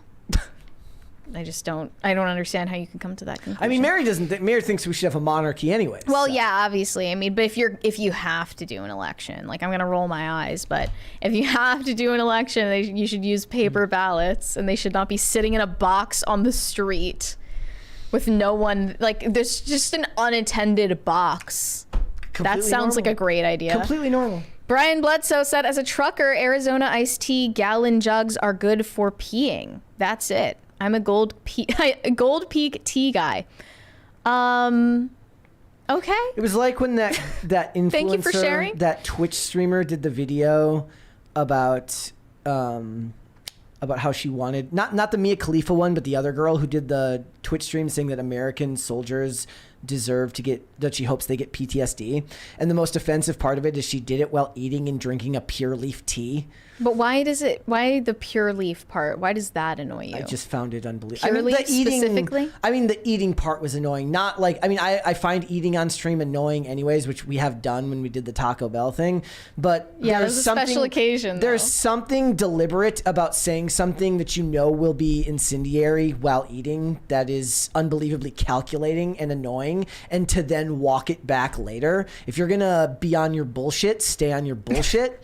But don't walk it back later like, oh, I'm so sorry. I didn't mean to offend anyone. Fuck that. Eat while you're doing your apology video, too. Like, if you're going to say something really, really controversial, don't pretend like you weren't eating as you were doing it to make it more incendiary, which I 100% believe. I don't know if they're doing it to make it more incendiary. I think that they are eating in these videos where they're saying crazy shit, or they're doing their makeup in these videos, doing their skincare routine in these videos, to give off an air of nonchalance. Well, that's what it is. Give off like, oh, I barely even thought about the fact that I set up my phone to record myself right now, but since you're here, guess I'll offer my opinion, but I'm busy, you know? Like, it's like, oh, I can barely even spare the time to record this video right now. Yeah. That's what it is. It's like, I don't even care. It's giving off that energy. I think that might be what pisses you off more. Yeah. You know, commit to what you're saying. Yep. Andrew Jacobs said, Mary, apologies for the Luce super chat. Why apologies? Well, I'm just saying the idea of me being a figurine in someone's house is creepy to me. Okay. So, yeah, no hard feelings. Colby Hansen. Colby Hansen said, weirdly, for the past couple of weeks, my stream continuously drops only on PCC and IRL. Weird, stay toxic, friends. I loathe to be the person who thinks that there's like a conspiracy behind these types of things. I wonder if it's just the internet out here. Our internet? Yeah. Maybe.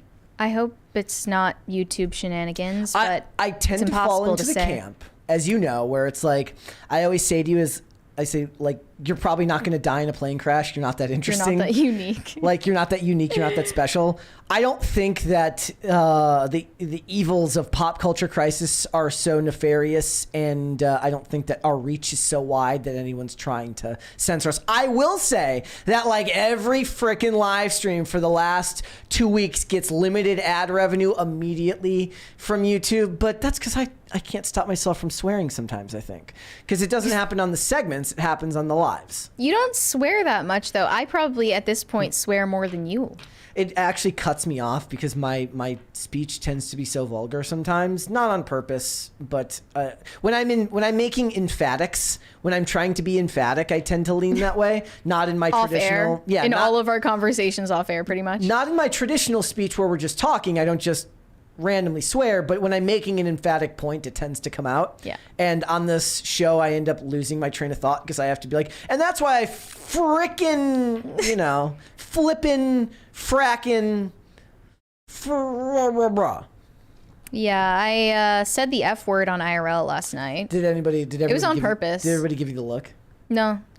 I think it's like if it's for a good reason, you should be able to say it. I was quoting Mark Zuckerberg. Oh, there you go. He said, "They trust me, dumb fucks." So I feel like we should know that he said that. Yeah. Shane H. Wilder said, so you pretty much have my opinion of Luce. Fine for kids, but the weeaboos should be avoided. I still would like to see something from Tiny Saints. I don't know what that is. Is that already a thing? Like that's a cartoon? I'm looking it up. Looks like the Precious Moments dolls. I could be like things misjudging. that I would have no idea about. Okay. They've got like kids' rosaries and kids' stuffed animals that are related to Catholic saints, I guess. Okay. Keychains and stuff like that. That's cute. It's kind of, it's like Precious Moments dolls, but less creepy, mixed with like chibi characters. Okay. Yeah, I like it. I think I'm gonna start wearing Luce merch. I hope I'm saying her name right. She has made this discovery on air. Yeah, I mean, I think a lot of people are just they really want a purity spiral. They're like, no, like it doesn't look like a stained glass window, so we can't like this because we're Catholic. And it's like, interesting relax. how the left, the right's purity spirals are worse because the left so rigidly enforces it. So less people step out of line. But since the right tends to be made up, like me and you have talked about endlessly, about big tent politics and people from vastly different walks of life, where Mary now is, we won't use you as an example. Who is a known Catholic who's voting for Trump? Can you think Seamus. Seamus voting for Trump? Does he say I that? would assume so, yeah. Is in the same camp as Karina Koff. Voting for Trump. So big tent politics tends to bring about disagreement more often. So the purity spiraling ends up being more drawn out and worse. Think like when Kyle Rittenhouse is like, I'm going to vote Ron Paul in because I'm hard set on the Second Amendment, and they're like, and everybody, we're gonna like ruin your life because you're not voting for Trump. Like that was crazy behavior. It's very, very interesting how inviting more perspectives somehow leads to more rigid enforcement of beliefs. It's very lame because we know that the left is, for the most part, the old school liberals, or someone like me who's an old school traditional liberal, is cast out because they see things more in the perspective of what a 90s Democrat would. And that's just not the party anymore. And it's not about ideas, it's about party. Yeah. The Luce controversy seems to be about like the two camps of Catholics. One of those camps wants guitars to be in mass, and the other doesn't. Okay, see, the one that doesn't want the guitars doesn't want to like Luce, and I'm one of those people who doesn't like the guitars, and I'm like, wait, but I kind of like Luce. I literally, maybe it's because we follow each other, and like your followers affect my algorithm somehow. Or you're getting it by osmosis. I get that. Yeah. I get a lot of people, a lot of Catholics arguing on Twitter, and I literally just saw something the other day that says there should be no rock instruments at mass. I think I agree with that. Okay. I agree with that, but it's just the bravado with which people say things like this. And it's like, thank you. You're like the 5,000th person to say that. Very original. And I also like it because it's kind of like why I love when the Babylon Bee will do their Catholic memes, because it feels so like divorced. Feels pointed. It feels so divorced from my existence when they make jokes about youth pastors that I'm like, I don't get any of the Protestant jokes. Yeah. You know? Pop Culture Junkie sent us a 20. Orphan Black is one of my favorite shows of the last 15 years after Person of Interest. Great sci-fi elements, and Tatiana Maslany is sometimes playing 5 characters at once in the same scene. Great multi-season story arc. Okay, so maybe I'll check it out. As you guys know, I'm more of a fan of, by the way, you can't reset the counter because I didn't say the words for the show. But I tend to be more of a fan of episode of the week rather than long-term storytelling, or at least a good mix of the two. But I'll check it out. All right.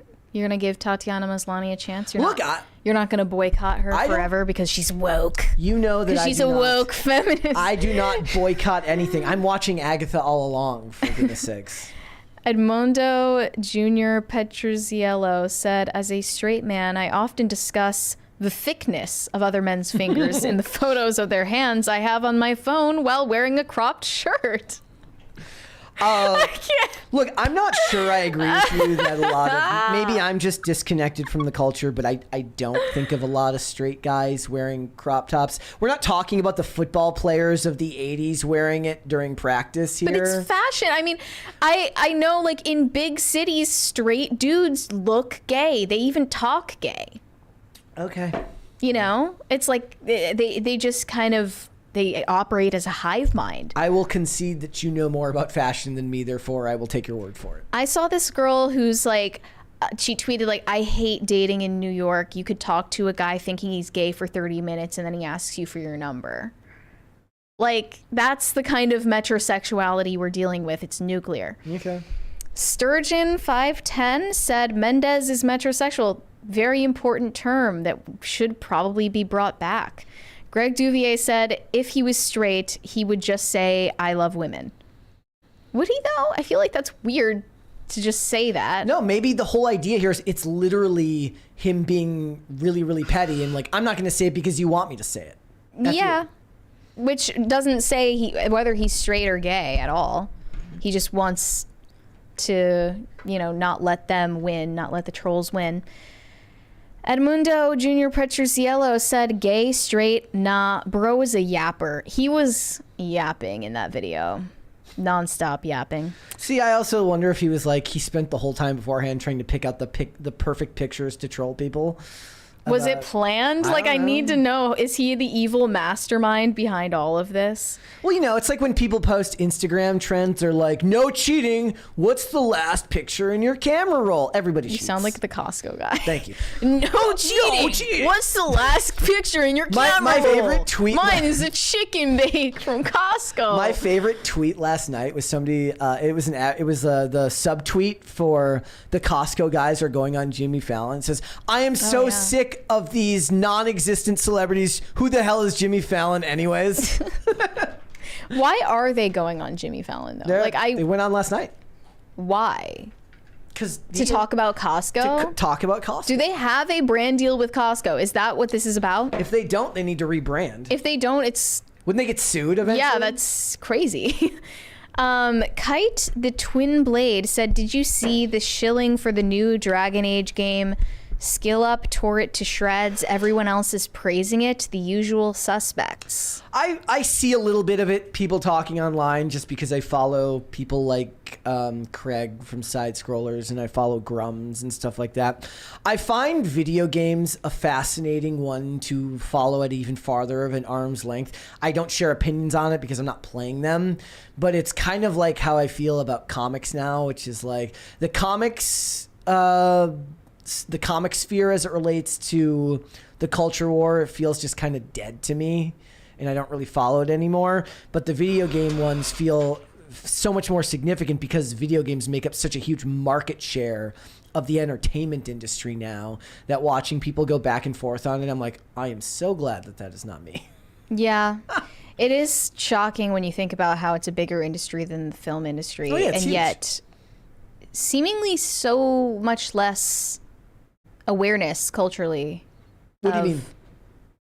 You know, like of the. I feel like normies are more likely to know about that new movie that came out than that new video game. No, I disagree. Am I wrong? I think you're wrong. I guess it's just the circles I run in. Yeah, I think it might be more I don't like know. you're not like a 20-year-old dude. Like How many 20-year-old dududes are there? A lot of 20-year-old that they're keeping this industry afloat. Well, it's not just that. And video games are very, very popular amongst all ages now. It's no longer. I was just looking at Ice-T talking about playing Black Ops 6, and I'm like, dude's like a gazillion years old now.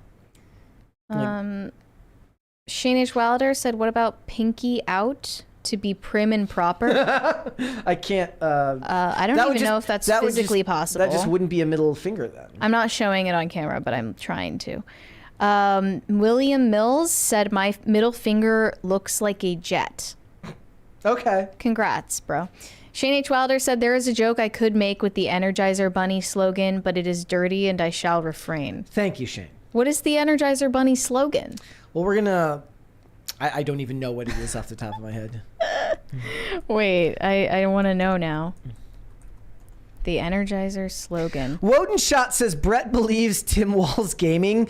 Look, the controller was on, right? Let's just keep going and going and going. The controller was on. The most offensive thing about Tim Wall's gaming was the freaking Mountain Dew that you just know some staffer said, "You know what video gamers like? Mountain Dew. Put a Diet Mountain Dew in the shot." Kamala likes Doritos and Tim Walls likes Mountain Dew? They are just like you! Let me vote for you twice. Shane H. Wilder said, "Hear me out. A good Catholic woman who wants to marry me and start a family. Am I doing this trend wrong? I feel like I'm doing this trend wrong." Yeah. You're doing it wrong. Yeah. I don't think guys have hear me outs. It's like the way that guys don't have icks. Maybe. You know? Yeah. There's just, it's like only women would be capable of coming up with something that level confusing. that requires a level of neurosis. Yeah. And like overthinking. Like I'm a pretty neurotic person, and my brain can't comprehend that. Yeah. Hiroshima Otaru said, "Hear me out. Confiscate these women's peanut butter." Yeah. Yikes. Yep. Bookstore Thor said, Good hear call. me out. The number 8 and Jessica Rabbit, JK, same. The number 8, because it's an hourglass figure. Hourglass figure. Bender the Offender. Oh no, I already read that one. The next one. There is I a can't really funny find. video of the guy that I used to show the videos of who would do the Mickey Mouse hand puppet, and it was like top 5 cartoon moms. Oh yeah, I think you showed me that one. It's like, Mrs. Incredible can get it. You used to watch that one That guy used to be specifically really- all the that guy time. used to Now be you really just funny. watch Brain Rot. Yeah. What happened to you? You used to appreciate real comedy, and now it's just Victim of the algorithm. right. Like the algorithm ruined you. Yep. Omega Red fan said, "Hear me out, Dane." We'll tell him you said that. Tell him you said that. No Control said, "If only there was some kind of red flag that Tyson was a PDF." Yes, if only. If only there were signs. If only there were clues.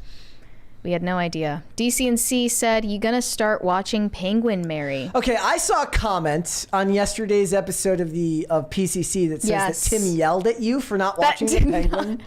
That is not at all what happened. What happened? Like, obviously Tim did not yell at me. He's like, "You better watch it," or you're. Yeah, that is not what happened. So at he was all. just surprised you weren't watching it. He was making some reference to the show, and he turned to me and was like, "Have you been watching the Penguin?" I was like, "No, Brett is watching it." I knew when I read that comment that she would mention that at least that I was watching it. Yeah, I mentioned Yeah. that you were watching it, and he was like, "What? You're not watching the Penguin? This is like the biggest show on Max." And You should have been like, "Are you watching Agatha, Tim?" yeah, like we can one up each other all you want, bro. But no, I am not going to start watching Penguin. Look, even if I did, I wouldn't like it anyways. Yeah. Like, we know this. It's not my genre. Tacty Platty said, "Bruh, Star Trek is literally story of the week." What? Yeah, he's right. What does that mean? Because I was mentioning that I don't like long-term season arc storytelling. I prefer story of the week. Oh, I see. Yeah. But I'm just not doing it. You can't make me. You're feeling petulant today. I just no, you can't make me.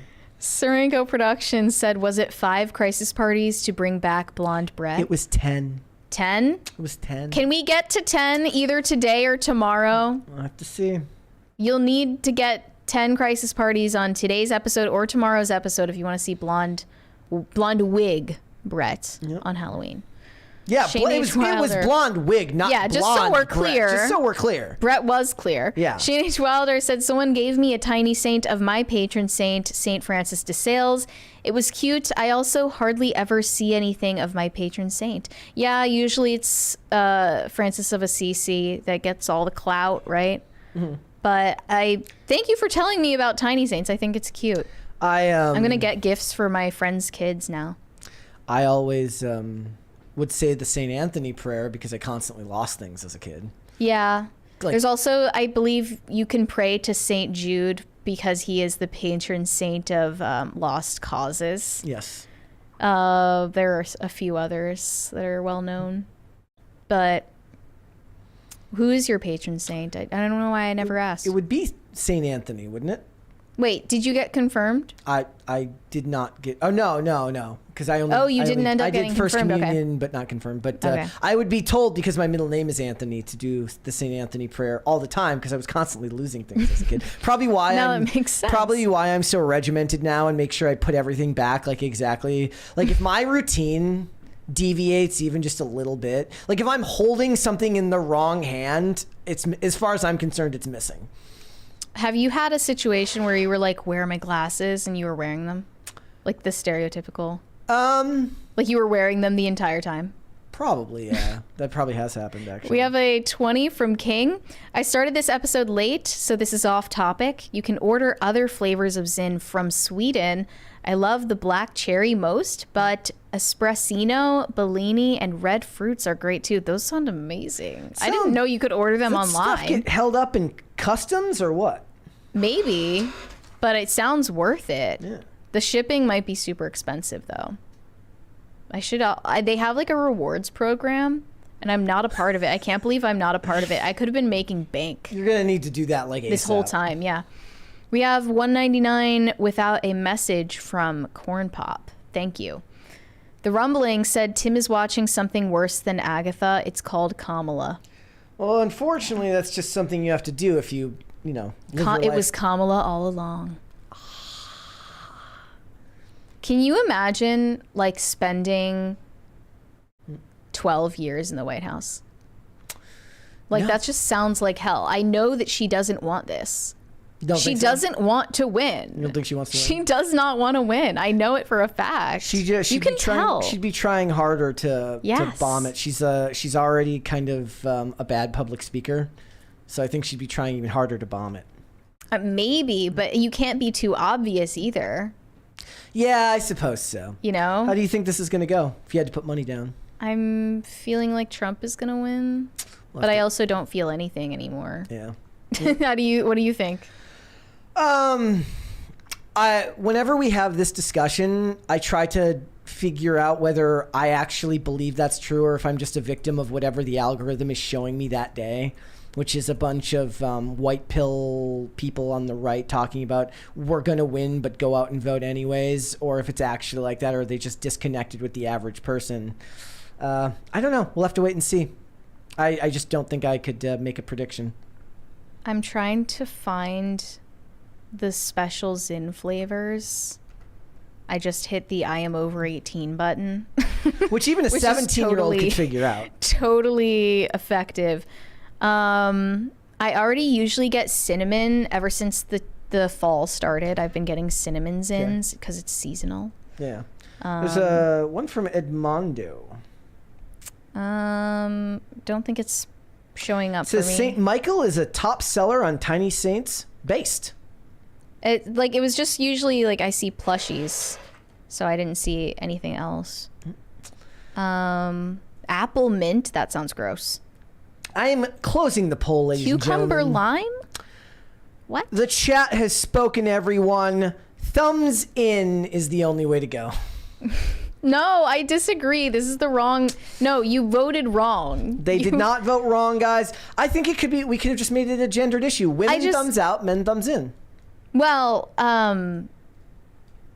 okay. I don't understand why you would be like holding your. It feels uncomfortable to hold your thumb back like that. And usually, you're giving someone the middle finger. It's a spur of the moment, and you're like it feels like I'm gonna injure myself if I like put my thumb back like that. So I don't know, maybe it's like a male female anatomy thing. Frosty Chaos says, so Brett's initials are bad. They are. That's kind of cool. If I ever if I ever go out and start a separate YouTube channel, it'd be called Bad Reviews. But it's nothing but good reviews. It's only positive. Yeah. That's something you would do. King said imports are not childproof and have a used pouch section in the lid, but no rewards for imports. Google SNUNSME. Okay. I think I'm looking at the right link right now. I just don't like these mint flavors. I don't really like mint in general unless it's in toothpaste. Like, I never understood chocolate chip mint ice cream. Yeah. Not It's an abomination. Not my cup of tea. That is not either. Dessert. Yeah. That is toothpaste with chocolate chips in it. I'm sorry. What were we watching? There was like some episode of Roswell where they were doing like these like quizzes amongst like lab partners, and it's like, what's your favorite flavor of ice cream? She's like, vanilla. They're like, seriously? Nobody actually likes vanilla ice cream. I'm like, I don't have a problem with vanilla ice cream, I guess. No, but it's like you're not gonna have vanilla ice cream without toppings. Yeah. Like, there better be hot fudge, maybe a cherry on top. Yeah. But vanilla ice cream just on its own. That's just sad. Yeah. That's just sad. Do you eat ice cream a lot? Is that something? Okay, you are an ice cream person? Yeah, I mean, I used to have more, but I realized Do you it's go like, someplace specific, or do you just get like ice cream from the grocery store? Oh, no, I just get like ice cream from the grocery store. I like Van Leeuwen. It's one of those like healthy ice cream brands because it doesn't have gums in it or whatever. Right. But I also really like Ben and Jerry's, which is the worst for you, like the worst possible ice cream. There was not to draw back to Roswell, but there was a scene in season 1 where. Thank you guys. That's number 5. Hold on. Thank you guys so much. Eating the dogs, they're eating the cats. Eat the cat, eat the cat. That is true. In Roswell, all of the aliens really like hot sauce, which would later I forgot which about would that. become a storyline that they would use in the show iZombie, where they can't taste anything, so they all have to eat hot sauces. But there was this scene in Roswell where Sheriff Valenti comes home and his whiny son is on the couch being a whiner. And he like takes ice, like a Ben and Jerry's out and like gives him a spoon. Like, no dude's doing that. 2 dudes aren't sharing the same Ben and Jerry's. Sorry. Wait, they were sharing it from the pint? I don't think the son ever actually ate any out of it, but the dad did. I'm like, woman must have wrote this scene because no dude's eating ice cream. You're bringing up all of these scenes that I vaguely remember from watching a decade ago, and it's crazy that how much your brain stores up in there. I kind of remember that scene. Well, it's the type of thing that you don't remember until somebody brings it up again, right? Yeah. The hot sauce thing is funny too. Okay. Nate said the Try Guys definitely go thumb in. Yes. Great. No, the Try Guys definitely go thumb out. Sorry. Okay. And this is so dumb. Dust in the Wind asked 2 spoons or 1. It was 2 spoons. It wasn't 1 spoon. We're sharing a spoon in a weird world. That's in a weird situation. That's even weirder. Mm-hmm. Yeah. DCNC, been waiting for that kind of comment, Nate. I wasn't. Shane H. Wilder said, "Hey, you missed one from me." Where? Oh, this. Hey, St. Anthony has helped me find my wallet and keys. He's a boss. Okay, there you go. Nate says thumbs out, says F you, and I really mean it. He also said in the chat. So the thumb out emphasizes the middle finger, which is what you want. It doesn't feel real to me. You want to emphasize how you feel. It doesn't feel real to me. Carnell said, have you given any more thoughts to a POV cam live stream of taking down the studio? Just think of it as a Chicken City stream. We still super chat. Right now, I'm more concerned with just getting it done and making sure that everything's up and running at the other location. That's understandable. I really want to make sure that it gets taken care of so that we miss as little as possible, so that we're only gone that week. I want to be back on Monday the following week and have everything set up. Things will have to settle into place from there. I think there'll be mild adjustments to backgrounds and everything once we get settled in and figure everything out. Right now, it's all just logistics and stuff like that, which I hate. Like, I'm just really bad at that stuff. Like, I had to itemize everything in here, and we have to make sure that we break down all of the electronics a certain way and take the computer apart a certain way so that there aren't problems when we hook everything back up. It's just, it is what it is. But would you be able to stream from the PTZ camera with like? No, because the computer's going to be unhooked. Oh right, but before when is the computer? I mean, the computer's going to be off at that point because I need to break this tape here. I need to break down this table that we're at, which is actually not one table, but it's actually 3 tables that have been like jerry-rigged together. It's like 4 tables, isn't it? Yeah. Well, yeah, if you count yours, your separate one. So there's just there's a lot going on. Yeah, so I guess the computer is one of the first to go. Yeah, that would make streaming difficult. All right. Tacty Platty said Brewster's ice cream is fantastic and local. Please try. What is it called? Brewster's. Okay. Okay. I don't eat a ton of ice cream. I ate some ice cream on Sunday, and that was like the first time in a very, very long You had a time. sundae on Sunday? No, I had like a Twix ice cream bar. What do you think of froyo? I don't eat froyo. Have you ever? No. Never? I don't think so ever. Never in your life? No. Okay, that's kind of crazy. Because like froyo was everything to me in 2013. Because it's just everybody. I don't know why this isn't a thing anymore, but it felt like for a while there, like everyone was obsessed with froyo. Okay. Then they were obsessed with cupcakes. Why? I don't know. Maybe it's just like a middle schooler thing because you can't drink yet. Like, let's go out for blank, and it can't be alcohol, so it's So froyo. they need to come up with something inoffensive that everybody likes. Yeah, I guess so. Okay. Maybe it's crumble now. Not that Jon Stewart said thumb in is good enough for John Constantine to flip off Lucifer. It's good enough for me. There you go. That's a pretty good reason. Yeah. I wonder if that Constantine movie, that Constantine sequel that Keanu Reeves was supposedly supposed to make is actually going to happen. Another one that's like 15 years after the fact. Sounds like it's not going to It's also different now. All right. Guys.